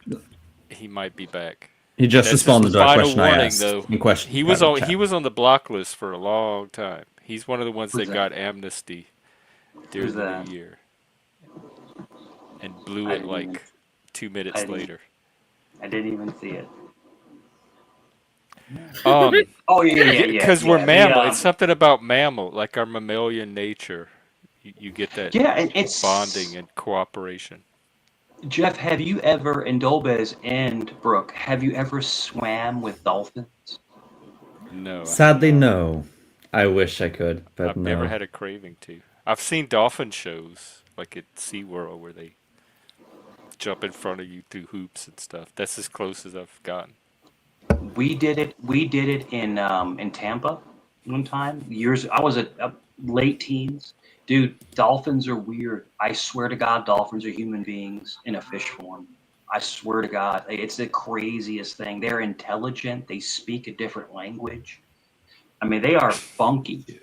And they fight sharks. A dolphin will fight a Yeah, I shark. remember that growing up, that they Yeah, would fight sharks. yeah. Dolbez will too. Dolbez will fight a shark, but it's just that Jax, you they're swam with sharks? yeah. I'd prefer not to. Yo, did you see? Because I'm in Virginia, in Outer Banks. My parents have a house in the Outer Banks. A shark washed up. It was like a 14 or 15-foot shark washed up on the shore, and they pushed it back into the water. That thing tries to bite you. You're trying to Why? put it back in the water. I don't know why. No one knows why. Why do they wash up? What's going No, I on? mean, why What are were they they? putting it back in the water? Because they don't want it to die. I don't want it back in the Compassion, water. Jeff. Yeah, because by the time Noah gets there, the national ash was it the national fish people. By Look the at time this they get thing. there, look, the thing washed up in freaking dude. Oh my Dude. god. That's 4 blocks. That's 4 blocks from my parents' beach house. That thing is Sheesh. huge. You're trying to help it, and it's trying to bite your leg off. I'd probably shoot it, but people Yeah, I would avoid if I see a fin in the water. I would have just avoid it. I don't seek out Dolbez would sharks. take it and pickle it and make it like Norwegian shark tail or whatever the hell he They have does. shark Yeah. fin soup. We have a lot of weird stuff related to the sea. Stuff I'm not particularly proud of. Yeah. But yeah, that shark was, I think it was, Jeff, was it 14 feet long? Okay, so I'm 6'3". Jeff's about, all right, 6'2.5", Jeff, okay, because you like to bust me on my height. Jeff is a little bit taller than me. What about busting you in your height? We're the You did same it one height, I time. You're think. like, Mike's, no, Jeff, I'm joking. Just follow me with the jokes. But imagine that, Jeff, we're tall, right? We're tall. We hover over people, right? Most people we hover over. Imagine being twice our height, and seeing this thing on a freaking beach going, hey, I think a good idea is to put this thing back in the water. No, I'm not going I anywhere would. near If this I thing. saw it, I would leave it there. I have no motivation to get it No. back in the water. Jeff would put some gumbo seasoning on it and throw it in the crock pot. That's I'm what he sorry would. about your luck, shark, Yeah. but I am not Yeah. moving you. But to see a 14, 50-foot long animal, I'm not going anywhere near that thing. Go ahead, Brooke. I'm sorry. You guys asked if I swam with dolphins. No, but I did swim with the orca whale at SeaWorld one time. Oh, I bet that was cool. That was interesting. I was probably kindergarten, first grade age. So yeah. Wait, you were a kindergartner swimming with the orca? Wow. Holy crap! They were trying to get rid of you, Brooke. No, I mean Can't believe that was even legal. It was. So, I mean, I don't remember how much paper they did. My family had to do, but it was like part of a weird. It was part of a program, a summer program that SeaWorld was doing at the time, and I remember my grandparents telling me like how much paperwork and and if I got eaten by eaten by Shamu, that they wouldn't sue. And That was his name? well, that's the show name. Oh, okay. I don't Brooke, remember do the you? actual name, but Like they yeah, have different shamus that they just rotate them out when one. yeah. Brooke, Like when you're in Morris the the water, cat. Morris the cat, Billy the cat. But Brooke, when you're in the water, do you feel at peace? Do you feel calm? You feel like nothing can touch you when you're in the water? For me, yeah. I mean, I know things will be. I know, I I know there's danger, but I'm at peace when I'm in the water and around the water. You know, do you think that there's a beauty to the water, but do you believe that we kind of almost like we give in to the power of the ocean, like we give in to it? I know Dolbez the Dirty Viking is all about the ocean because his people are always about the ocean. But like, I just think that when we're in the ocean, we let go. You know, we're I nothing don't. I'm compared. very tense and self-conscious when I'm in ocean water. I Okay, can't well, relax in it at all. I well, love Jeff, swimming. A swimming Jeff, pool I can and a hot tub, but when the ocean, there's I I don't know what's around me. I know Jeff, this sounds weird. So backstory, I was supposed to be born in early June. But I was 3 months early, so I was born in early March. Um, my middle name was supposed to be Brooke instead of it being my first name.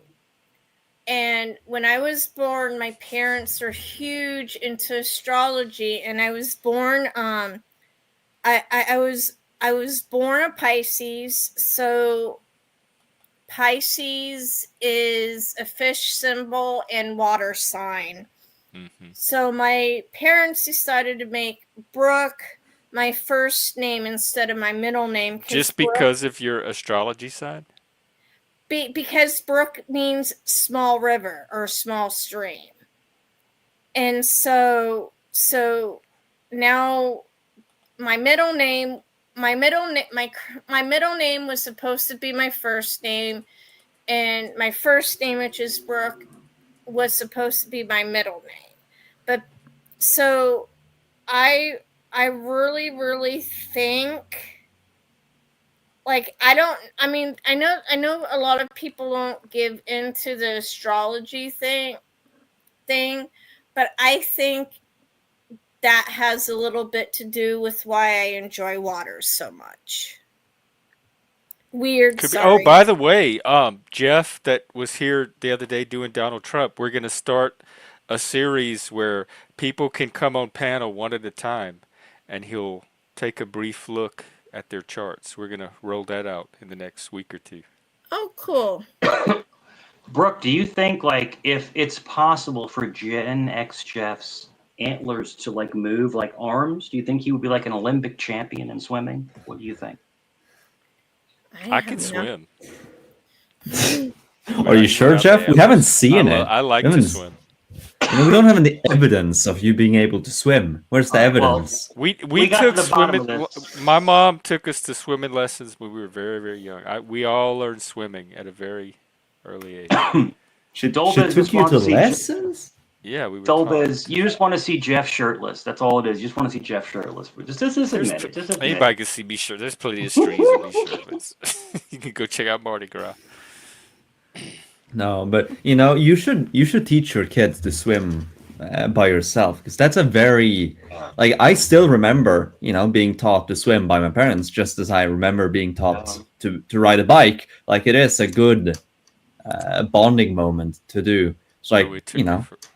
Oh, like I don't know if I would have trusted her. I'm glad she took us to a professional. 'Cause- well, My maybe that's different, but all my parents are good swimmers. and it All my took me parents, both. forever to learn a bike. my Like everybody around tried to teach me how to do that bike, and I could never pick it up. I don't remember this, but I've been told that my dad I like I said, I don't remember this, but I guess I was about a year and a half, 2 years old. My dad threw me in the swimming pool. Of course, I guess there's adults nearby if something happened. And I started swimming, and then from there, my parents put me in swimming lessons. Because of that? Yeah. Oh. No, I mean, because yes, I did. No, yes, I did automatically start swimming. I don't remember that. I'm only going by what family told me. Maybe But it's the Pisces. but I was in swimming lessons from about 2 years old till I was about 7. Wait, how? It only Well, took us like a few weeks in the No, summer.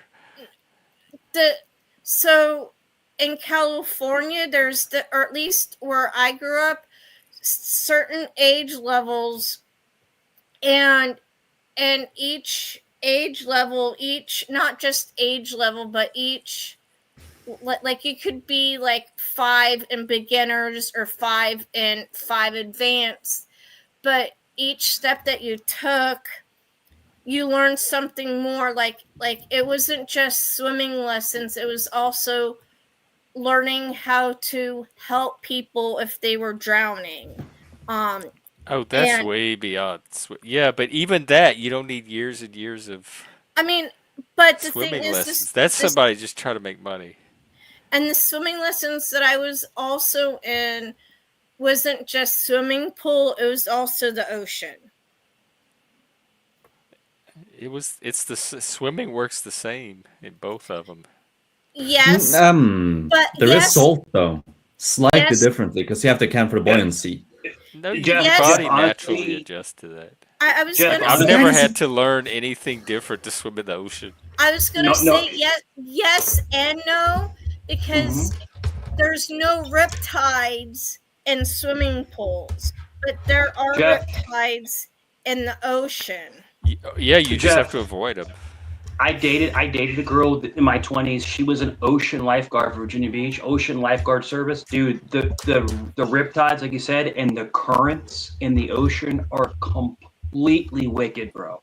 They will pull you under. Yeah, I mean, we were always taught Yeah. to avoid the what do they call it? Yeah, the current that pulls you But back out. sometimes you don't know Yeah, you're and in them until it's too late, though. but it's nothing you have to practice and learn. Swimming lessons was hanging on the edge of the pool, blowing bubbles until you could dog paddle and then diving for the spoon. That was the final test. Was she'd put a metal spoon in the deep end, and you'd have to jump in and go down and get it and swim to the edge of the pool, like the shallow. You'd have to swim the length of the pool. And once if you I could do that, then you officially knew how to swim, and she graduated you. You had a very different. And she had a Uh, concrete pool that would cut your feet, so you had to wear socks inside the pool. We lived in a I small kind of town. It was wish. some old lady. She's probably the only old lady with a pool. I kind of wish that was what we did, but like my experience with learning to swim was just, as a really little kid, my parents would just, you put those bubble thing around your biceps, you float, and just Like every vacation it would the just, floaties. yeah, floaties. They would just Oh put them on yeah. me and just throw me into the ocean, just play around. And, then at like, I don't know, 4 or 5, just congratulations, you don't need them anymore. Now, just go play. And that was it. So like, something so organized seems very foreign to me, I'd It say. wasn't like it was one old lady and T-ball. She probably had the cheap version. Like I guess it Yeah. costs extra to smooth the concrete out, so she just had it poured and then that's it. She had a concrete pool. She was some old lady from church, and she also taught piano lessons. So I took piano from her too. And Wait, that sparks a there question was though. like How I don't often know, were you like with water? maybe 6 or 7 of us. At that summer, she taught it during the summer, and you'd go to her house once a day, and she'd take you in the pool for a few hours, and she'd teach you like each day you'd learn a new something. The first day was blowing bubble, how to blow bubble, how to breathe in the water with your face, blow bubbles, and then like the next day you do an additional something, and probably by the end of the week you were diving for the spoon. It was like a week or 2 at the most. Yeah. And some of Uh, us picked it up faster than others. So we got to help her teach the rest of the kids or got to play in the deep end like with each other while she taught the class. It Wait, was wait. very kind of informal. How many lakes did you have when you grew up? Because maybe that's a big Tons, difference. That Norway has. tons. Well, So were you? bayou. They were dirty. Like they were like mud Oh, swimming holes. They weren't clear mm, water, so they were muddy, and you could never see what was in them. But a nah. lot of the public swimming places were these lakes with like a sandy beach that the public you pay $1 or $2 and you could take your family swimming. I I think it depends what area of the U.S. you're in. Um, like here in the Seattle area, there are so many freaking lakes. Yeah, it was the ones. Yes, the rope swings. They had rope swings. They were surrounded by trees. You could find the tree with the rope on it, swing into the brown muddy water, not knowing We have what you were about to land in. we have them here. I live between two lakes, two large lakes, and it's great. I mean, you can fish in them, but you don't really eat the fish. You catch them and you throw them back.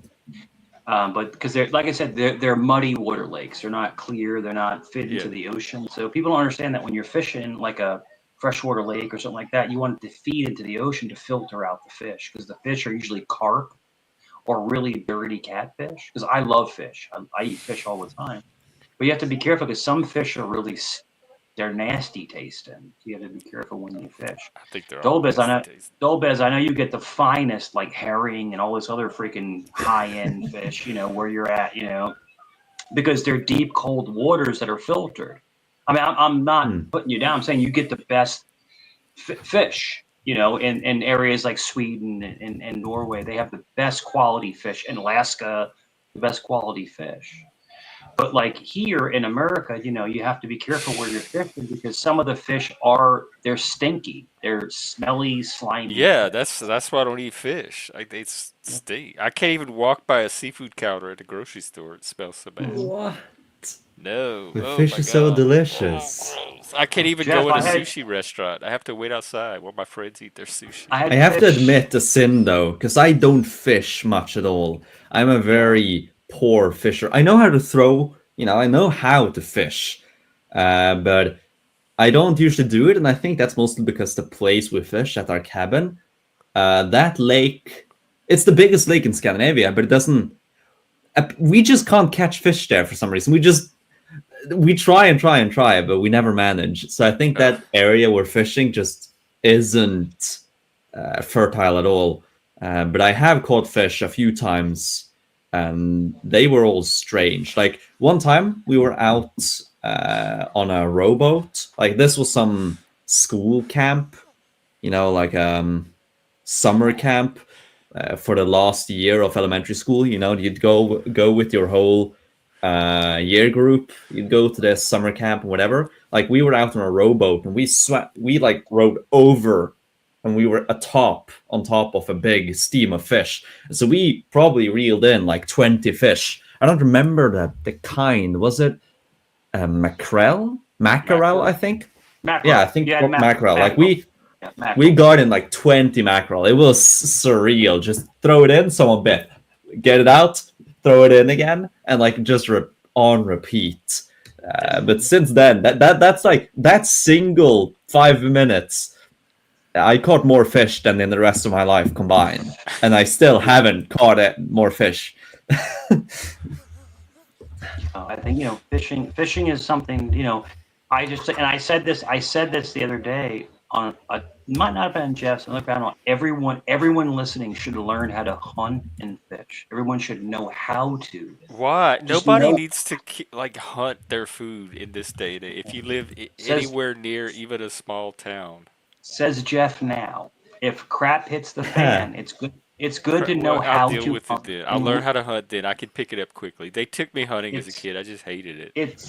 it's good to know how to live off the land. That's all. It's good to know that, have that in your But I can repertoire. Just fish. to We know went how fishing a to. lot and crabbing. We Yeah, would tie the chicken I can necks on a hunt. string and throw them in the Yeah. marsh. We get chicken. Jeff, we get chicken livers, dude. The catfish go. If you put a chicken liver on a string in the pond, the catfish will go crazy for a chicken liver. They'll go nuts. But it's good to know how to hunt as well. You have a couple Hang on, let me get firearms and I had a this guy hunt. out of here.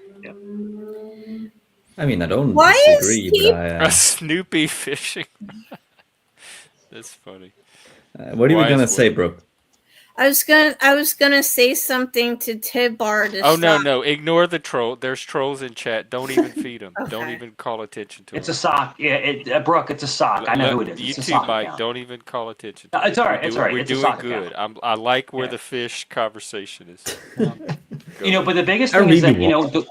the one thing I love about fish, and Dolbiz, you tell me, or Brooke, the one thing, or Jeff, the one thing I love about fish is, you know, fish is very much like chicken. You know, when you fry it, you know, now we fry only in olive oil, you know, so it's expensive, but I love the way fish is flaky. It just kind of falls apart. You know, where chicken is more dense, you know, so I love the complexity of fish where it just falls apart. And it has those little veins in it too. Those little black. Well, you have to have them cleaned. Jeff, there's a place. It's called the International Market. Dolbiz, Brooke. The fish are alive in a freaking thing on the wall, and you pick what fish you want, and they're swimming. As you're talking to the guy, I want that one. They pull it out and they gut it and they scale it for you. It's literally 30 to 45 minutes. It was alive, and now you're cooking it at the house. They It's do the that with best. lobsters too. It's the best fish you've ever had in your life. It's alive still. It hasn't bled out. It's the best fish you've ever had. But that one, and they'll pull it in a net, and they'll do all the cleaning for you. It's called International Market. It's crazy. Yeah, and I always tip them. Always give them a couple of bucks. But no, but the fresh, you have to get it fresh. And then when it's kind of like eggs. Same thing with eggs. If you get fresh eggs, they taste different. They taste totally different. So, yeah. They did that with as a practical. What was that show? The Practical Jokes. I think Dick Clark used to host it. They did a practical joke on Mindy Cohn from The Facts of Life, where she went to a butcher to get some fresh beef, and they said, "Oh, we have the cow in the back. Let us get it for you." And then you'd hear like a chainsaw start up, Yeah. and a cow would You hear start it? mooing, and she's in the front of the butcher shop, like freaking out, thinking that they're back there killing a cow and cutting the beef right off of it. I've never killed a Yeah, Natalie. I've never killed a cow, but I was right there when my brother-in-law ended up, you know, a turkey. And what they do is they pull the head back and they, you know, with the turkey, you know what I'm talking Oh, about, the that's toms. humane. Yeah, and they just they take the How do neck. they do it at the white? Like do they shoot turkey shoots? Remember that they pardoned the turkey at the White House so that it doesn't get Yeah. killed. But So how when do we they kill all the other what ones? when we hunt, because we hunt all the time. If we shoot a turkey or something like that, a chicken you don't shoot. A chicken you kill, you know, with your Yeah, hands. you just break its Yeah, neck or spin it but a around, turkey sometimes chop you it. have to shoot in the wild, and it's great because now they have air rifles that are 25 caliber, so you can shoot the turkey and kill it, but it doesn't spread gunpowder. There's no gunpowder in the turkey. So if you shoot a turkey or if you shoot a bird or a pheasant, you have to get all the gunpowder out before you cook it because you don't want to ingest the gunpowder. So if you use like an air rifle, you know, but back in the day, the air rifles weren't strong enough to take a turkey out from a certain amount of distance.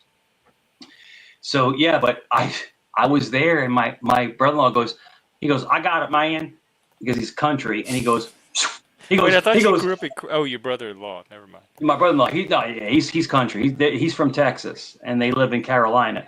He goes, I got it, man, and he pulls the head back, and he goes, and I'm like, whoa, like I'm watching a war movie, like this is great, like I'm watching Apocalypse Now, and he just, and he goes, it'll stop bleeding in about 20 seconds. It'll be fine. I'm like, okay, like well, this is some crazy, but that was some good turkey. But you know, the whole process, you know, watching this animal, taking the animal's life and then eating the animal is evolution. It's the circle of life. That's what it is. Do you watch You it know, come out in the next day or two as well I did. I pooped and I took a look at that. Hey, to I know complete the you. circle? I know you, sir. Yeah, you were delicious the other day. No, but but to watch an animal be butchered for the first time, it's like, whoa. You're like, this is nuts. We watched pigs getting butchered growing up. It's a The pigs, community event ceremony. I the mean, cows are the cows are cultural the most. tradition. Mhm. The cows are the saddest because the cows are so cute, and they put them in the pen where they I put their almost heads in got the killed pen. by cows. I have no sympathy for cows anymore. Yeah. I They will put kill their a head cow. through the pen. They put their head through the pen, and they lock the doors, and a blade goes, and then it's done. It's over. You know. But it takes them 20, 30 seconds to pass. But it's just like, oof. You know. But we're animals. We eat meat. We're animals. We ingest We're meat. omnivores. Yeah, I Yeah, we do. are. I love Yeah. meat. Brooke eats a lot of meat. Brooke eats steaks like you wouldn't believe. Right, Brooke? Don't I lie guess. about it. I'm No, so hungry for some steak, some beef, some I eat good beef. steak when it's. I mean, steak is so expensive, but I eat a lot of ground beef. Yeah. All right. So, how do I say this? What is the best thing? Like, what is your like deathbed meal? Like, what would you want to eat before you passed away? What is the most favorite thing that gave you the best memories? That you're like, this is just amazing. I would What would probably that? want my favorite meal of macaroni and cheese, ham, chocolate milk, and broccoli. Dolbez. Would it be pickled shark? Dolbez, go ahead. No, but I'm thinking maybe, maybe it'd be bao buns if you've had it. It's I can't. It's a. I think it's American traders in China who sort of Americanized the Chinese dish. So you have a bun, and then you have pulled pork with it, and then you have like how do you call it? Woked, like greens and some hoisin kind of sauce. It's delicious. But it's really expensive because pulled pork or pulled chicken is really, really expensive meat, but it's absolutely amazing. So maybe that. Yeah, my number one would be really, really authentic chicken parmesan. Chicken parmesan to me is like a gift from God. But number two would be Jamaican oxtails. Jamaican oxtails. On it's the deepest beef That's your flavor. deathbed meal. Yes. Yes. And when I said broccoli, I mean a broccoli souffle that my grandma used to make all the time. Mhm. So it would be a broccoli souffle, ham, and mac and cheese. Mm-hmm. You like the ham? Yeah. Well, the smokiness of the ham goes good with the sweetness of the cheese, so it kind of off plays itself. So I know exactly what you're saying. Yeah. Actually, though, I think I changed my mind. I think it has to be the Christmas meal. You know, the I don't know what to call it, but the Swedish Christmas meal, like that. That it got to be that because it's just a buffet of good meats and good, like everything is delicious. So no, I changed my opinion to that. Like a Swedish Christmas, that is What was the what was the best. first? What did you change it from? I didn't hear. Bao buns, which is a I read uh, boo buns. Okay, I'm like, what no, no, no, buns? not that, not the plague, you know, the bubonic plague, but no, bao buns, Americanized Chinese dish, delicious hoisin sauce, pulled pork or pulled chicken in a nice Oh, bun that with does some sound good. They probably have them steamed up here. vegetables. Yeah, it's you should make it yourself though. Then it's extra good. I've Oh never yeah, done I've it, but my seen parents these. used I to do want to. it. Oh my god. Oh, there's Uh, no way I'm gonna pull this off. or or I'll have or to- it would be tamales made from scratch. What is that? What is tamales? Yeah, those are the best. You don't know what a tamale is? It- They don't have tamales in Norway. Wow! Oh wow! I'll jump in. I'll jump in. One of my Here, favorite I'll things show you. I dated a It's girl Mexican. I dated a Mexican girl, and she made homemade tamales in the These corn husk. In the corn husks, they were unfreaking believable. Never seen before. Mexican They're food. wrapped in corn husk, and they're like this cornmeal dough filled with meat. They're popular like on food trucks. You can have tamale trucks. And I know they are extremely popular in Southern California because Mexico's like right there, but like. So hang on, forgive me, but they were like a steamed cornbread, kind of, right? And then you have something in the middle of them. African. It's the outside of the corn. The outside of the corn where we throw away. The husk is what they wrap it in, and then they steam. Yes. And the inside Yes. is like a meal, isn't it? Yes, but right? African, check this out. Check this out, African. The first time I ever had one, I tried to eat the husk, and people were laughing Oh no, at me. no, you take that off. Yeah, I know. Wait. Oh, dude, did you really? You tried to eat the husk? Try Like to a eat banana. You're trying to eat the I banana. No, I cut into it. I'm like, oh, this is gonna be good. I'm like, this is chewy. This sucks. Hey, you know, I had appendicitis when I was a kid. Okay, I almost died from it. I did. It was the funniest stuff. From? No, Dude, seriously, it was horrible, man. hilarious. It was hilarious. I'm like, okay, I'll give it a shot. And I'm like, no, you don't eat the husk. I'm like, oh, I didn't know. I had no idea.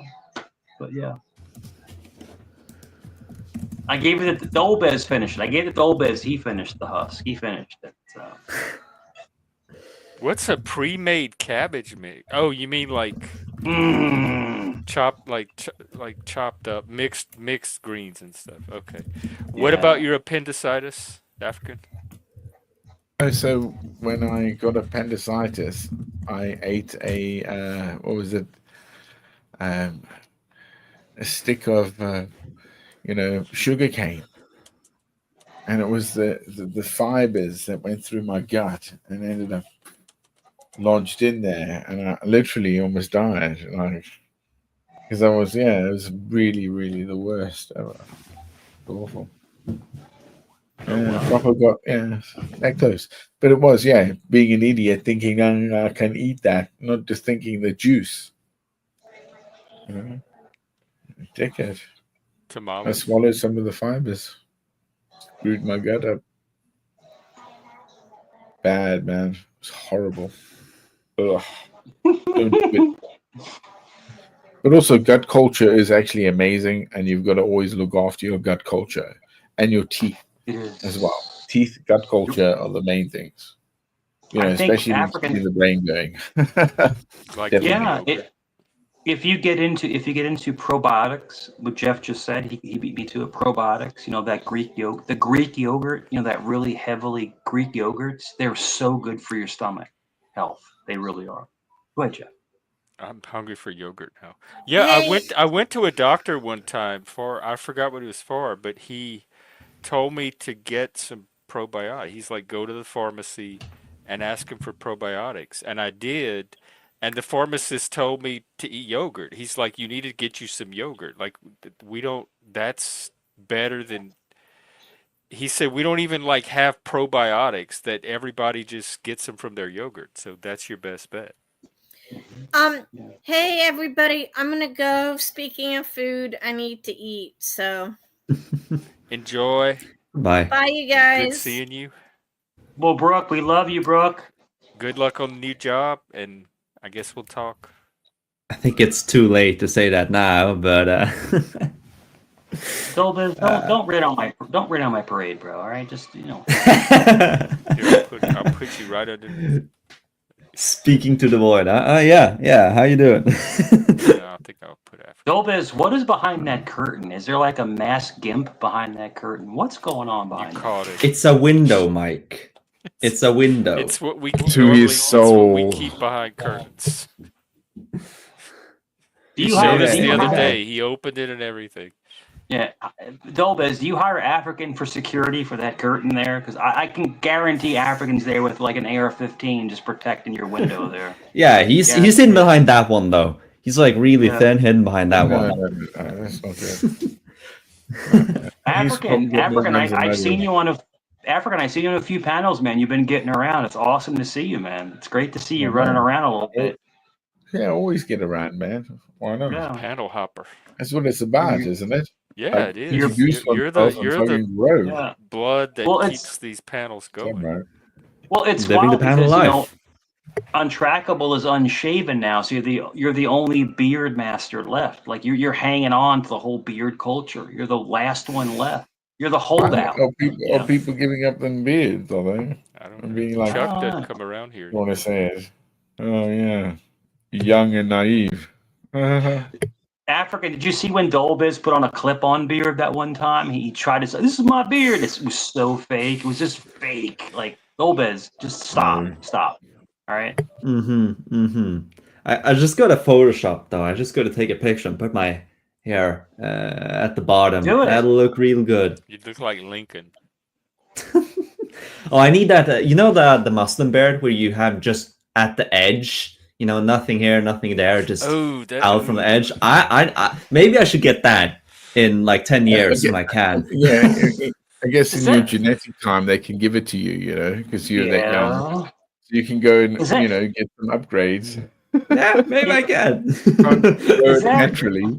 But if I'm gonna get some kind of beard, I want the Chinese would just have a thin strip, just maybe that's what I gotta get. Is that called the neck beard? Is that what's called a neck beard? Where you only have the beard like under your chin? Is that what like a neck beard is? Well, I think there's a difference because a neck beard, that's where it's short shaven, but it's just under your hair. But the Muslims, they have it like out. You know, it has like a few centimeters down out. Like you recognize it. You know what I'm talking about, right? Sure, definitely. Yeah. Like that kind, I think it's different from a neck beard, which is just a bit more short shaven. I don't know though. I don't have a beard. I'm not authority on this yet. My son, but that yet is a very big yet. My son's the same way. My son doesn't shave for like 3 days. He looks like a woolly mammoth. So some of us can grow hair, some of us can't. So it's a genetic thing. Some of us have these big funky beards. In my youth, when I was like looking like him, okay, kind of one of my mates, he had like a woolly mammoth doll. He was like a gorilla, and one day he was like, "Yeah, do you guys want to meet?" You know what we did? With a couple of women, we waxed him, and it was just painful, man. Because we were like, slapping on it, and he was proper like hairy. Blood coming off his everywhere, man. He was proper woolly mammoth style. It was crazy. I remember in college, you would really screw someone over by putting Nair in their shampoo. If you put Nair in their shampoo, their hair would fall out. It was the funniest thing ever. That's nasty, bro. That's really bad. We wear short shorts. Yeah, I mean, that's a chemical stuff, man. I shouldn't do that. And it burns. I guess it burns the skin. You should. Some guy I knew, he actually did that in Mac or something. He did it to his balls because he thought that was the way to shave his balls. His balls swelled up. They tell you on there you're not supposed to use it. Massive, man. Sensitive. It went right into his body. Went to the hospital, man, and everything, and nurses, and had to show them his. Oh no. Jeff's like, I'll inspect it. Jeff's like, I'll inspect it. Let me take a look real quick. No, I don't want it. I'm not interested in that. Damaged balls. I had to go hands-on real fast. Just relax. Exactly. This is a matter of time. I've got to just add some jelly to it. Relax. Coolant. Yeah, man. I mean, why he thought like he could shave his balls with like that? You know, like Well, it just it because he comes didn't off. read the A woman labels. do it for their Because it like legs. I can do it for my balls. Yeah, they call it. Well, it they makes call it sense because you manscaping. think it can just take hair off your body wherever, and it Yeah, can. You're just not not the supposed to use sensitive it on parts called balls. Well, the biggest, really the sensitive biggest, skin. Real thin the skin too. biggest problem is that with these chemicals that we're talking about, they are acids, and they etch away the hair follicle. So that's why it could cause damage. That's why the Yeah, hair it's doesn't grow massive. Yeah, back. yeah. The biggest organ is Yeah. your skin. Yeah, So completely. if you put it on anywhere that has like an open sore, you're going to have infections, all kinds of stuff, because you're putting acid on a cut. What do you think's going to happen?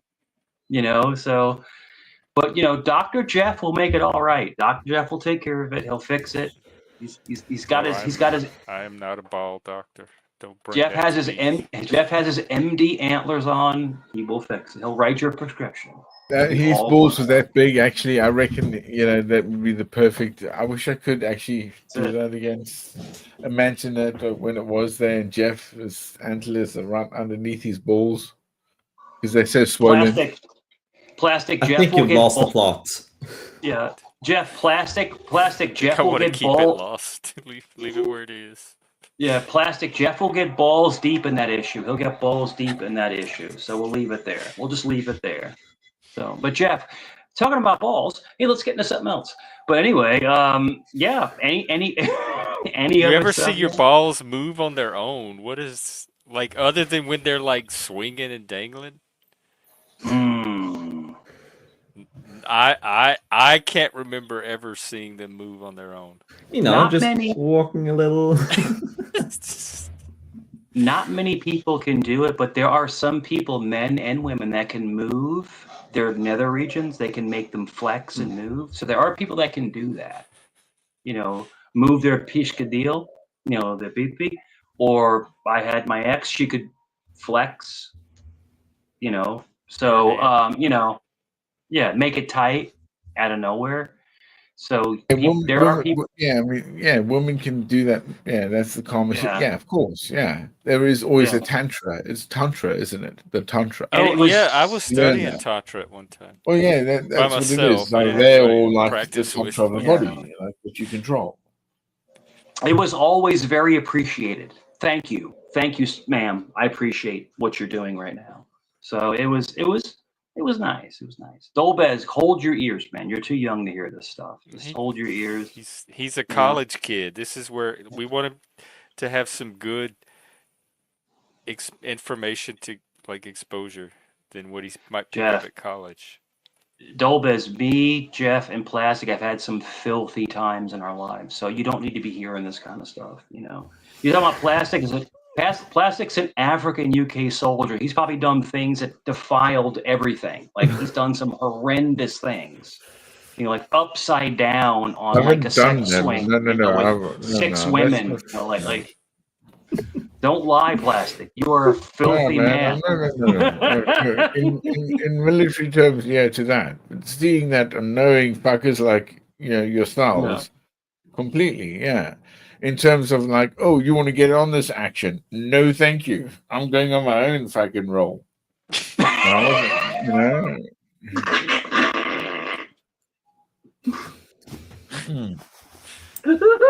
You wouldn't believe it, man. I still think I have like videotape somewhere in my attics. It's somewhere. I do believe it. Yeah, I swear, man. In my attics again. I've showed pictures. I've showed pictures of myself in my 20s, dude. I was a handsome young guy, dude. I did some crazy shit. I pulled off some schemes that were like epic, and to this day, I came back for more. Yeah. They haunt me to this day, man. I've done some debaucherous shit. I have, but it's all about being young and having fun. They're coming for you, man. Yeah, they are. Now you said it. They got me, man. I got multiple kids, so they got me all right. Yeah. Oh my goodness. Like you said, like most people would say, they wouldn't believe it, especially like in wartime. What it means when you're there, and what it happens, and why people just go kind of weird. because of it. And and it's, especially like when you're attached somewhere where it is kind of brutal anyway before the war. You're doing some sort of weird peacekeeping or building something in some regions because of UN or NATO. You know what I mean? You get attached, and movements are great, especially when they want you and soldiers to understand many aspects of being in the military rather than just being cannon fodder. Yeah. yeah, Now that war game yeah, has changed yeah. completely. And most people, the thing is about their war game is they start, with their names online, not as soldiers. So they kid this, and I joined the army that. So they're ready, they're known to what you would call, instead of enlisting with no record or nothing. And that's what I did. I came into Britain with no record in this country, being a British citizen from Africa, and I joined and I got through the ranks. And I moved it because Ackerman and me, and what my officers above me and the training I did gave me access to, going, yeah, he's got it. Yeah, let's go. And with the boys and men that I lived with. And many of them, like I saw many a thing, like you said, the debauchery is within that, the doors that are always opened within those halls. Man, those halls. Well, anyways, I'm gonna leave now because it's past 1 a.m. and Lord. Okay. Yeah. yeah, Well, thanks for hanging out. I'm glad we got to see you today. And yeah, enjoy your weekend. as much as is left of it. I'm off Monday and Tuesday, so I'll probably be streaming early those days. And why aren't you partying out in Oslo, man? You should be like out there fucking getting fucking ripped and because I'm currently boys. I'm currently 600 kilometers away from Oslo, so it's a bit difficult to party there. Okay, well, anywhere there's a party going, and you should True, have I some. don't know. true. Do you party? Have you partied? Everywhere there's a party. Like the darkest place. Yes, Party. yes, I've been to a few parties, but I don't know. They aren't as enjoyable. They aren't that enjoyable. Yeah, you don't unless seem like it's the party type to me. Unless it's with people I already enjoy the company of. Then it's real good. Then it's just drinking with friends. Right, But it's more of a drinking with social strangers, that's but what stops you doing that? You don't know how much your intelligence will impair on theirs to make them think of better things. You could be that spark plug for others. yeah. Yeah, I could. Yeah. So and you neglecting that and negating Or they could that just come addition see as him well. here. Dolbez, do me a favor. Do not go into the party scene. Stay out of that. Stay on your education. Keep doing what you're doing. I'm proud of you. We're all proud of you. But just stay out of that scene. Yeah, of course, if you don't have someone like African or me protecting Trying to you, corrupt stay out of that scene, dude, because it's Dolbez dangerous. don't like I'm not putting you down, bro, but stay out of that bar scene. I'm just giving you friendly advice because you're a nice young guy and you don't have a maniac as your back. Just stay out of that. I'm not worried about that. I can't see him getting sucked into. either way. Yeah, I don't like beer. he's I like smart. wine, and that's too smart. expensive for bars. Yeah, exactly. He's smart. He's a cut above the rest. He knows. So, we all have faith in you, buddy. Just stay out of that We scene, do. man. Keep focusing on what you're focusing on, which is your future. Just stay out of that whole scene, man. That's all. Go ahead. Well, maybe that is my future. Who knows? Either way, I'm not gonna talk now because then I'll just go on a 30-minute rant. Yeah, so right. I'm just gonna leave now. So goodbye. Goodbye. Take care. See how I pull them in? So there's something called roping someone in. You hit a couple points and you rope them in, and they want to talk some more. So Dolbez is a good kid. I know that's easy. Man, the kid's listening. Yeah. I call it the Southern goodbye. He's a good kid, cool. but he's a really sweet young guy. So like I said, if you don't have like a bigger brother, out there to protect you, the bar scene it's dangerous. It's not worth it. It's just not worth it. You're better off just getting drunk at the house. You know what I'm saying? Africa, just get drunk at the house and chill out. My family was like teetotal stuff. So Jeff, did you have a big brother? I had a big brother. My big brother. No, I was the big brother. I was. You were. My big brother used to drag me into like fight to make me tougher. Oh wow. With the other kids, yeah. Yeah, no, I didn't have. That's how I grew up. Yeah, that's how I had to grow up. I had to grow up in rings, punching, and growing up. How much older was he? I think the first fight I had, I was 4 and the kid was 9 or something. I No, I would mean, how say much that. older was your brother? Oh, he was at that age, I guess 12. So Older. a lot older. Like Yeah, older. older. Yeah. Wow. I had an uncle that was like 9 years older, so Mhm. he was more like a It older was. It brother was. than an uncle. But he didn't like do Man. anything like that. He didn't It was try to always like toughen me sort up. of the male thing in my upbringing was the big thing. Okay, we had to understand how vehicles work, drive, shoot guns, skin, hunt. All that. We They learned of like tried with me. IEDs and sort of like traps that the ANC would have. We were like proper like and we knew that that I grew up that way in Africa. There was always a threat, an existential threat to your lifestyle and why it was and why it existed. And it was a separation, as I say. It was when the first Africans came to our school, it was odd. And the first time I really experienced racism was when I pushed a friend who was Portuguese, well, I think a white guy, and then I punched a Portuguese friend. And I had a fight with him on the field. I don't know why I did it. I just like, yeah, I Just want to fight because he you. was Because Portuguese? it was just it clicked in my head of when we fought in that group years before. And I saw him fighting on the field with somebody else, and I was like, fuck it. And I pushed him away, and then I clapped him, and he was like, oh, shit. And he woke up, and I was like, yeah, let's fight. And me and him started smashing each other up for a bit, and the prefects came, separated us. And I guess the teacher, who had run of the school field, when she came looking at us and we both were like bleeding and stuff, yeah, thinking that we're going to get jacks, punishment, and reprimanded, she said, nah, it's all right. And walked away. And even the I'm prefects were like, still trying what? to follow the story. You punched him just because he was Portuguese? No, because me and him were friends and we fought in rings together, and I just something What was clicked the in. racism? Because the I think the teacher didn't take us both to the headmaster, and we were both She given only took hiding. him? No, she stopped at both. She said, no, it's fine, whatever. And it was my fault again. Everyone saw me run in, and I was the aggressor more than him. Oh, and so you're saying the teacher Yeah, was the racist? yeah, completely. And both Oh, me and him because were she ready kind to of like turned a take our blind eye. beatings together. We were like, yeah. I was like, yeah. Did I beat you? No, they stopped us. And then we thought, we're gonna get some fucking hidings together now, and our parents are gonna go, whoa. She basically said, no, it's fine. I was like, what? No, it's not fine. Mm. Shit, we lost another. Boring. What happened? Oh, Mike dropped. Sometimes he comes and goes. I'm gonna have to end soon at some point anyway. I Got one know. more day to make it through. Why to work again? Yeah, to work.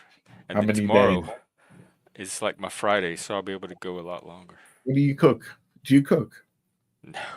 I You don't cook cook. pizza, Why frozen don't you pizza, cook? I make and my own microwave dough, dinners. No, bro, I make my own dough when I cook. You know that? Oh, Yeah, child. raise it and everything. You Yeah, enjoy. I do. Yeah, I've I made. believe you. We did I've it. I made. know how because in home ec class we made we made Oh, what? You don't pizza know how to from make it? scratch, so we had to make the dough. It's not that hard, No, but it's you a got to lot of get effort. Like I 100 just when dough. I'm ready to eat, I have to have the food like then and there, or I get really frustrated and I I it I What's need the to just be when preparation? I'm because I only eat when I'm No, hungry. So when okay. I'm hungry, I have to be able to just grab food and put it in Good my food. mouth and But eat and be done with it. when I don't have the nutrition, patience to wait 2 or 3 hours for food to cook. but nutrition is like a value that we have to all live in, right? I'm here, ain't I? Yeah, I I mean, mean, yeah, that right. I'm getting nutrition. Man, I'm gonna fly over and make you a pizza. That'd be fun. We could stream it. We could Oh, have a pizza making yeah, party. I reckon. I need a few things that we'll have to buy there, and I'll buy them. I'll leave them with Cause you. you buy the sauce, right? You don't make your No, sauce no, from man. I'm scratch. gonna have to buy the whole. Do you have an oven? Yeah, electric. Okay. So we'll buy like a ceramic plate that you put the dough on. That gives it that heat that almost makes it a kiln. You bake it on the ceramic. You put the Yeah, yeah. ceramic in the So oven. you raise the Oh, dough. instead of a pan. Yeah, yeah. Of course. Yeah, the pan's very. Yeah, of course. Yeah, ceramic's better. Yeah, it's like a stone. It's a ceramic heat element. So Oh, yeah, interesting. it's wonderful. Yeah, so yeah, it's brilliant actually. Calzone I've tried, but once I got good. Once difficult. But one of those. I could do it again, but the worst calzone in the world was for me was Sienna. By the way, sorry, but yes. We have an air fryer, not lost. My roommate has one. I don't know how to use it. He uses it all the time. Mm. I just don't know what I'm doing. It has like this little tray that you put Yeah, the stuff in and then you insert it you and then turn there's the buttons on it. knob I don't or want to mess anything beep up. beep beep. Ah, My geez, other dude. roommate in Seattle, he had an Instapot and I learned a little So bit. I who learned a cooked? few dishes in the Instapot. Have you ever cooked? I cooked in home ec class in school Oh my God! So really, and all I've this years. baked for fun just a few Wow. times. I used to get the Ooh. Betty Crocker cookbook and Oh, find stuff to bake oh, and I like then baking. let my siblings eat it because I didn't eat any of this stuff. Oh, cool. I didn't Yeah. like sweets, but I baked it and Baked other good people ate sweets. it. Yeah. Okay. And I can make a gumbo. Yeah. Uh-huh. And oh, I'm really good at pasta. I can boil pasta and do like I don't make my own sauce, but I can do things with pasta. I can get Mm. it to come out perfectly. Oh, with the pasta. Yeah. Yeah. Yeah. Oh, But yeah. that's just boiling water. Tagliatelle, regular And that's about it, Italian. really. Yeah.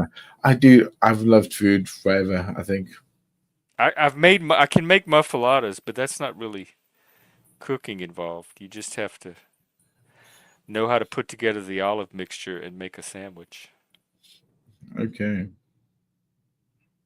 and Hmm. salad, stuff like that. So no, I would not say that No, I you cook. don't cook. Yeah, you don't cook. Yeah. And Oh, most people that have seen me in their kitchens Jeff. You'd love want to my keep it that kitchen. way. Jeff, I've you'd been love my banned kitchen. from many a I've got kitchen. I've got a stream from my kitchen one day, so you can see it. And Oh, you take do you a down cooking there, show. yeah, yeah, and see all the pans, I mean, pots, we could herbs, try knives. it. You could stream from your kitchen and show It's me on how my to do it, phone. and I That's could just try to from my replicate it phone. on my end, I'll stream and from we my could phone. see That's all. why Yeah, it doesn't happen very often.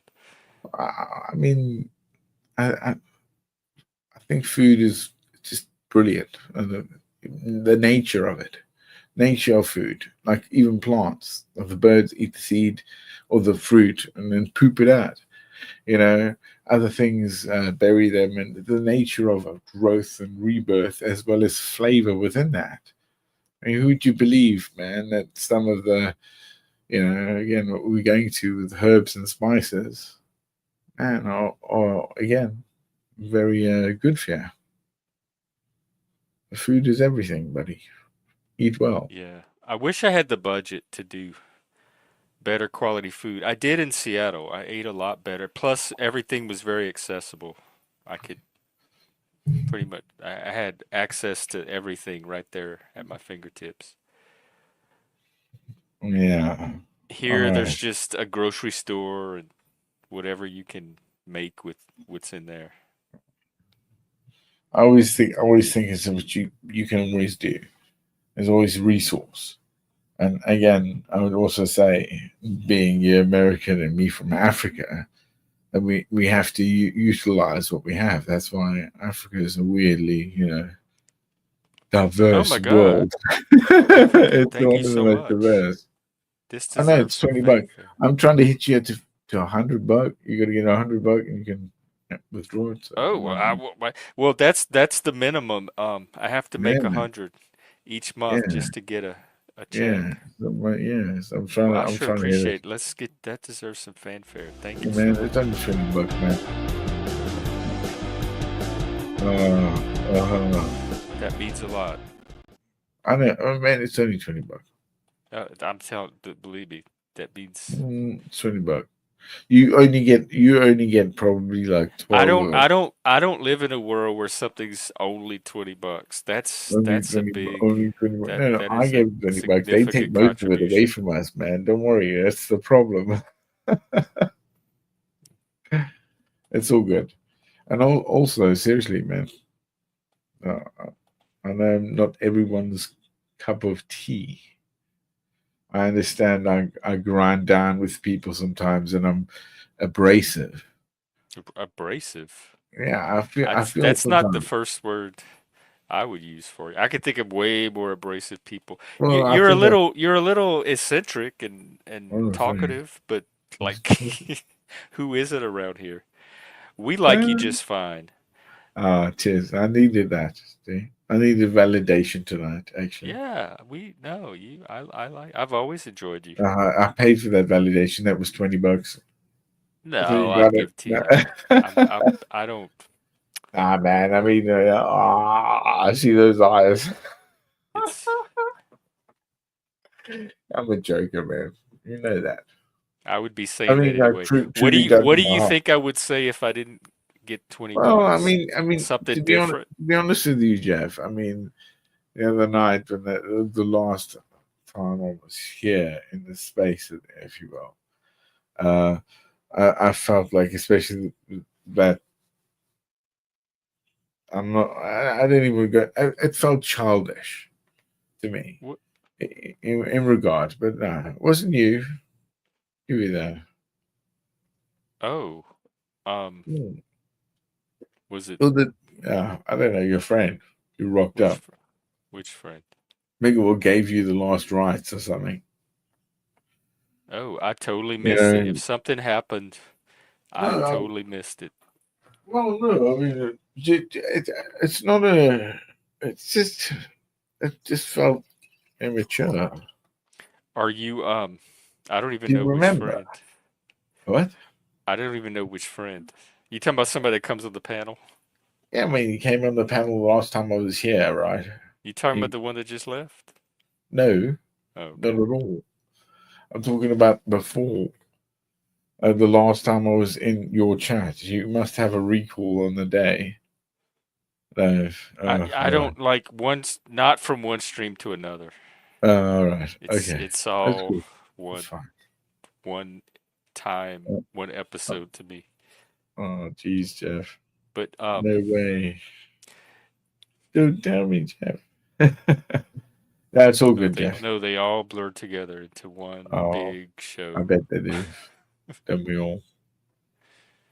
One Uh, eternal conversation. Jeff, you're brilliant, man. You know that you are brilliant. I think you need to like cook more, make some soup.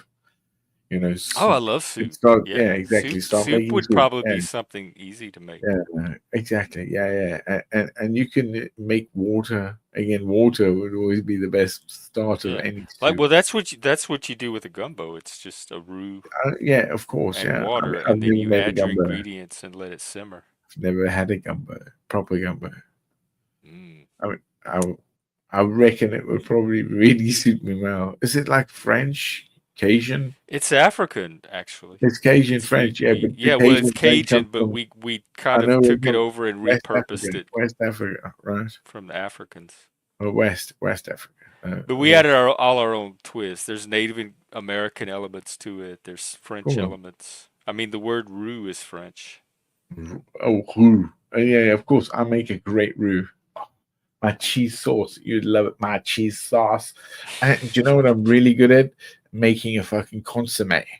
You Oh, know, I love consomme. I make a fucking banging consomme with, you love Oh, it, man, ravioli in that.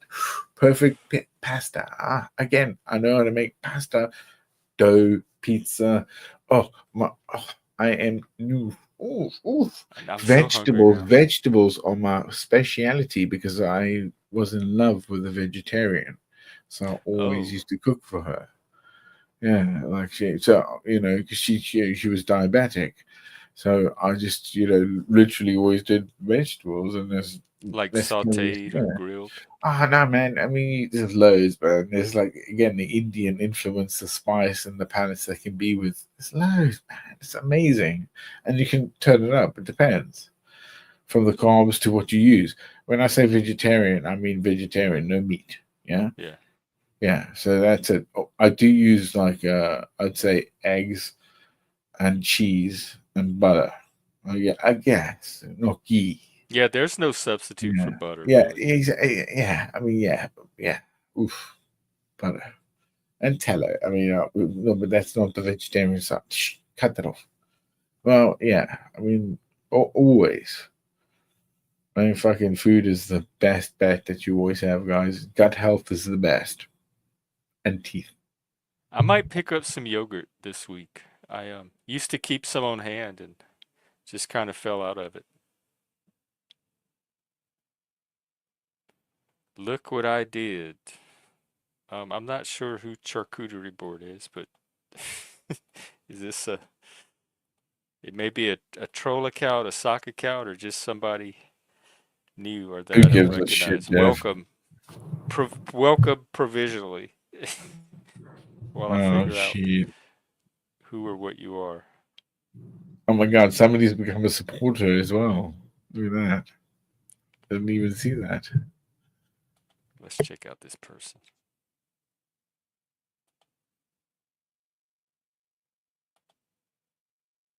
Oh, I have a feeling I know who this might be. Yeah, it's a new account, just formed a few days, like a week or so ago. So it's probably a sock. Who? Are you got stalkers already? Oh God, yeah. No, I've been. Oh god, yes. Is that what you just said? Is that what you I did have it? people whose entire I, channel is yeah. showing my content.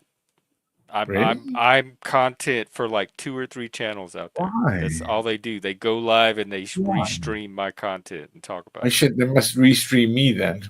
Yeah, you're probably on some of it. I'm not happy about that. Well, I mean, it's you. That could that's any channel you go to. People can take Oh the shit! content and Here I am again. Oh, repurpose it. fuck.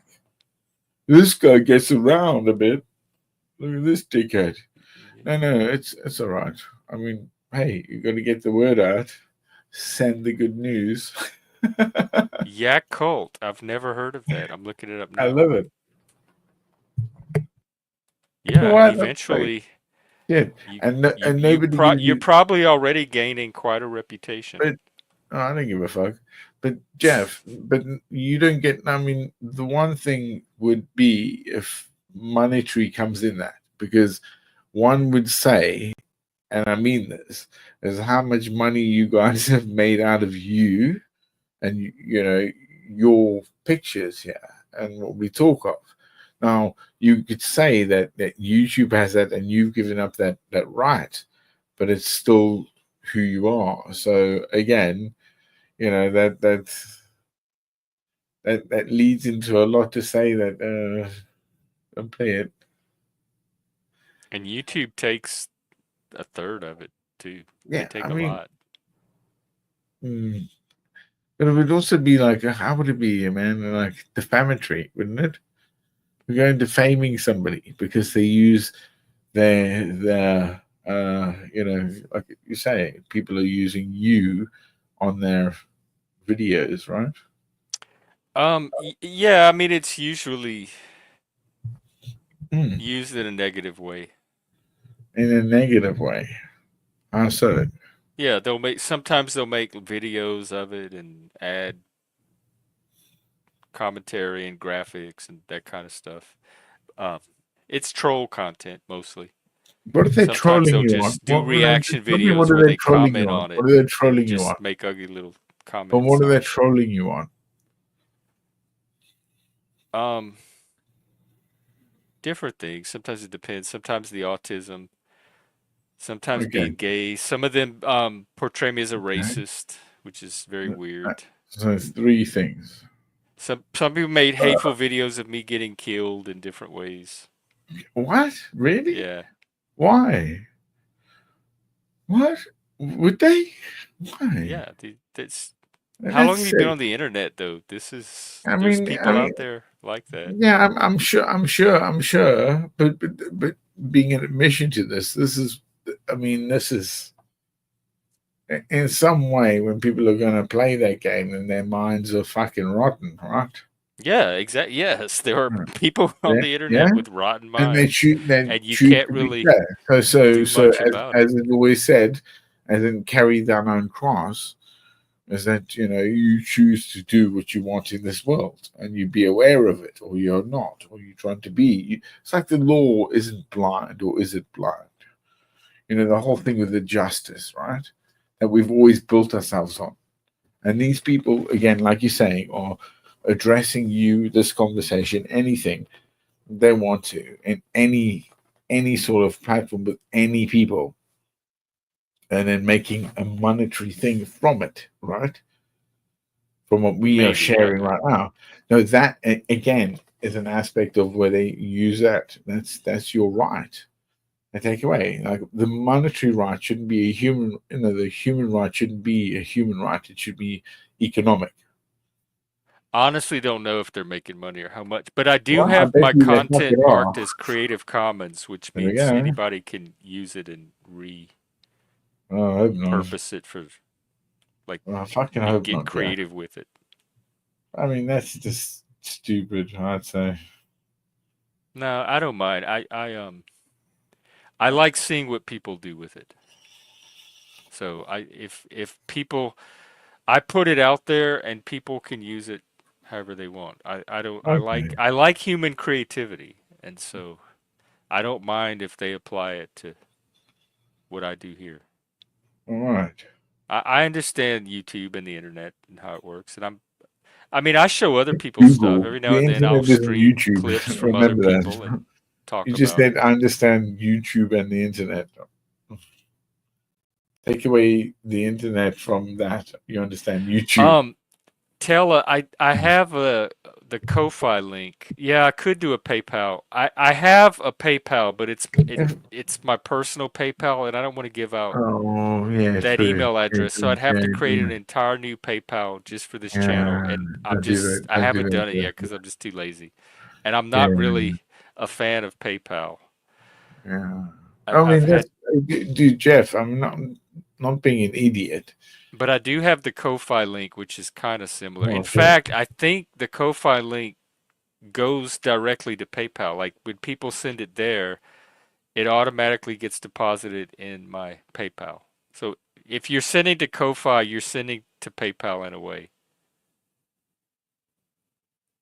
In fact, I could post that Ko-fi link. And the advantage of Ko-fi is YouTube does not take 30 something percent. I get most of it. I get to keep most of it myself. Okay. So share the link with me. Yeah, I need to I'll bust you. I'll bust you somebody right now. Oh my God, are you serious Why here? not, man? Share I in, think it's in just private Gen X chat. In Jeff. private. In It's the in my private. descriptions, and every time I run this little banner, Dude. this Oh thing wow. here, it's All right. always in Let's there. check this out. Donate. This is a donation. I'll even put it in the back. And that's you get that straight away. Yeah, it goes to PayPal. It's linked to your PayPal account, and so Okay, it cool. ends up in your. And then Cash App, I also get directly. I can't do Cash App from here anymore. And It's, Cash App no. doesn't take a lot of. I don't think they take F? much out at all. I'm not gonna sign up for this right now because And I have Cash to App log in is one Gen X time. Jeff 2. You Oh, have to put the 2 because there's some other Gen X Jeff out there. I love it. It's like a donate, isn't it? One time donate.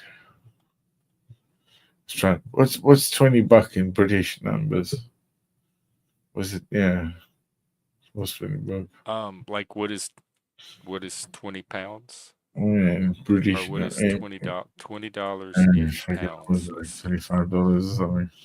22, What's the 3, conversion rate? 3. It looks Okay. like 15.45. So if I had $20 and went to Britain, I could turn it into $15.45. Well, thanks. Really? Is that bad? Jesus. That's bad.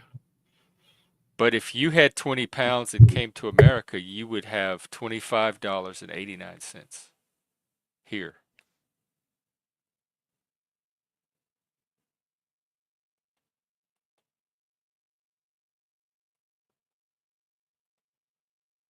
Your stash. Oh, your stash. It's still there. It's in the same place it was last time we pulled it out. I forgot all about it.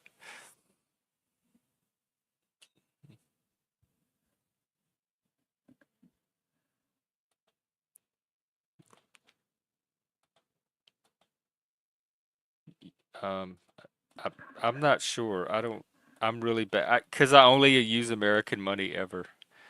I've never had to. I'm bad at metric system. I'm bad at other currencies. I'm bad at anything outside of America because I don't ever have to think about it or fool with it. That's my American privilege.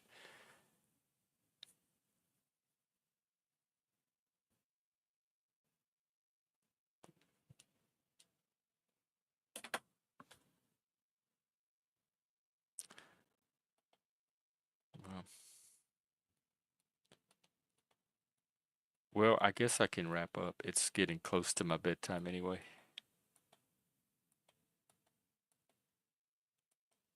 You have anything you want to leave us with? Oh no, fuck, man! I sent you like that. It wasn't that much actually. Do you Oh, know what? Yeah, it was £12.50. oh, okay. Oh, I just got it Many to dollars Ko-Fi. was £12.50. Oh my God. Okay. Wow. Okay. Okay. Oh my god! Thank. Just don't take my secrets. Oh, I'm not. I'm Yeah. reading. Yeah, I got your little message, and Oh man. No, you didn't. No, you didn't. it went to PayPal. Get no And now I message. got He's a message lying. from PayPal saying we just got some money in your account. There we go. Well, Mm. African, Oh I'm, my god, I'm, man. I'm No man. overwhelmed. Thank you. No, it's cool, man. You gotta look after yourself. Learn to cook. Just do that. I, I, Just fucking I make an did. effort. I learned You can in wonder. school, in junior high and high school, they had home ec Ah, in you learned both about guys, man. both divisions. We had home ec and we did cooking. And in high school, I was on the team with the black girls, and they did all the cooking. Oh Like I my could god. just sit back and hand them ingredients. I didn't have to do it, so I didn't really learn the cooking myself. And if you can believe it, I was a home ec major in college for Yeah, a I year bet. and a half Yeah, I know. because the I mean, interior it's design major was really part of the a home madam. economics department. And I had to take home economics classes as part of that. And still didn't learn to cook. Yep, I can see why people give you hate message. I just paid for some hate message here. I think I You just know, got just one got, from you got to you get them in right there. now. Like, "Eh." You're cook shaming. I But am fucking it's cook all shaming. gonna make sense when we do our live stream, when you do your cooking in your kitchen, and I try to, you're gonna understand when you see me try to cook, the light bulb's gonna go off, and you're gonna say, I can I hope understand so. now why I this hope kid so. stays out of kitchens I and can't mean, cook. I hope so. I mean, You I hope will. so. Yeah, I hope so. I mean, always a hope. A man without faith is a man without hope. Is that You know right? what I am good at, that like what I can cook is campfire. When we're people are camping, You doing don't know how stuff to on a make a fire fire. or make a camp. Um, Well, you're not camp enough. Gotta get that No, in there. like camping out in the woods and stuff. And you Yeah, know how so you cook there's certain foods you can cook on a campfire or I in a mean, you can campfire. cook anything on a campfire. And I'm good at that Seriously, kind of there's cooking. so much. No, no, you cannot. Grilling, campfire cooking, that Or kind of, grilling. because it's I mean, not a kitchen. I'm not gonna like damage God, anything or break it. dude, It's it depends where you are, okay, and survival points. Because most places don't have taps. Most places don't have wells. In the world that we live in, okay, we are lucky to live in this. We are very, very, very fucking great kings of old. All right, and I mean that because I'll get to send you like $40, and the state is going to go, oh yeah, you get them $40 somewhere, but it's coming. You know, back then You know, if I send somebody $40 from my direction to somebody there to go through the postal service or some sort of thing, even the postal service is anarchic. But never mind about that. My friend, you are privileged, and we are all privileged to think these things, to have these things, and live in this time. It's a tragic thing that we don't live long enough, because what is the saying? That youth is spent on the young. Yeah. You know, it's like it's wasted on the young. Youth is wasted on the young. It is, no matter what you can tell, the generations of is because of, I believe, the brutalization of what they had to go through. And a lot of this, like, and I mean this, is like how some people get through that, come to that reach. And it seems to me that it's all just adding up to one big fucking colossal bullshit or shit in the universe. I We're all think things part are of it. gonna just keep humming along like they always have. Wow. All Shift. This is what I came up with. right. The underwater. Oh, it's wait. Are you kidding? So it's you put it in pools, and when people are swimming, they can go underwater and get a snack for themselves. Okay. This is so fucking first world and like talk about privileged. This is a gimmick. Nobody needs this. They can get out the pool and walk 2 feet to get them a snack.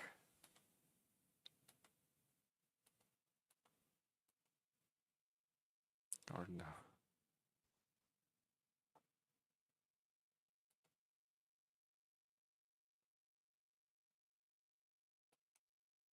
All right.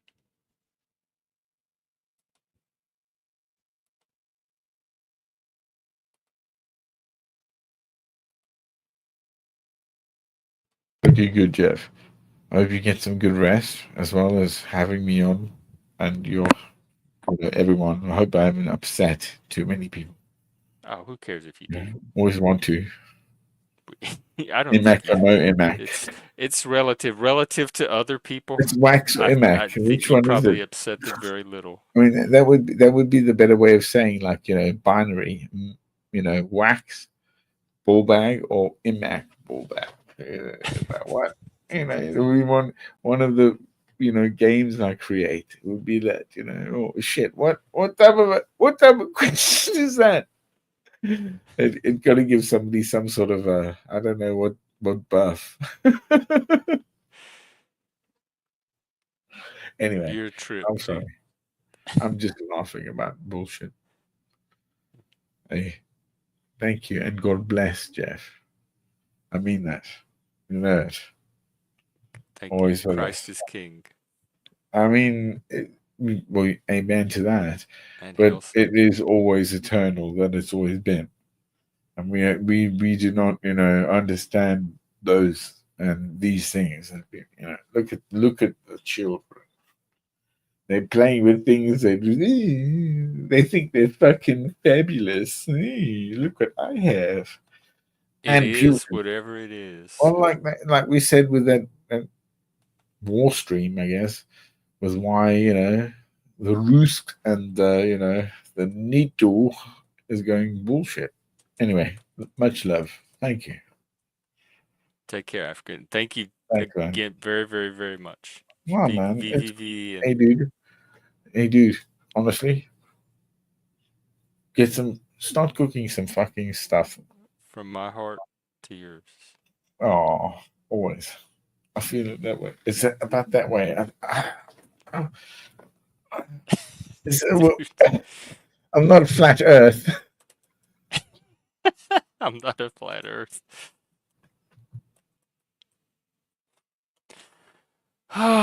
What a stream. Spike, we came up with a band name here on stream the other day that we all enjoyed. Heinous Anus. I like cylindrical meat tube too. Green apples or red apples? Linger. Yeah, I know the Southern goodbye, but that was a whole other kind of goodbye that it's that was kind of oh um I can tell when I'm getting sleepy because my brain starts to like see I don't even know what I'm trying to say. It starts to when a computer starts to shut down, but it's not fully shut down all the way yet, but the programs start to close, it starts to close all the apps. It does that. That's what it's doing now. I can't fully put thoughts together or process. I almost fell asleep on the stream the other day, like literally fell asleep while my guests were talking because I was so tired. Thinking sphincters. Are you?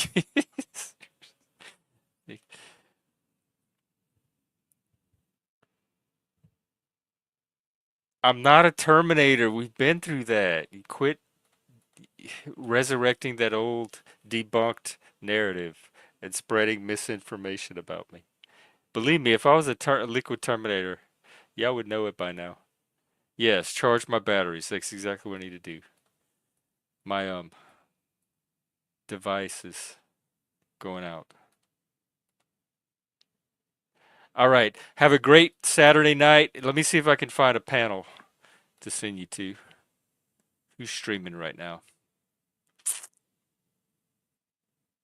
Hebrew. He's been streaming a lot lately. Go check out Hebrew. Zat's on there. Some lady with a do-rag drinking some wine. And some other person showing their room. I can't even see the person. Oh, yeah, our shift. If you go live, I can post yours. I'll drop your channel. And here's Hebrew's link. He's live now. And then I will drop Shift's channel. And if she goes live, you can check in on her. She probably has a lot of trauma to process after tonight. And all the fish talk. All right, so have a great rest of your night. And I will probably be out tomorrow, depending on how exhausted I am after work. But if I am out tomorrow, I'll be able to go a lot longer because it's my Friday. So I'll probably maybe see you then. If not, definitely Monday. Take care. Hail Satan, Christ is King, rock on, all that stuff. And see you later. Bye-bye. Good night.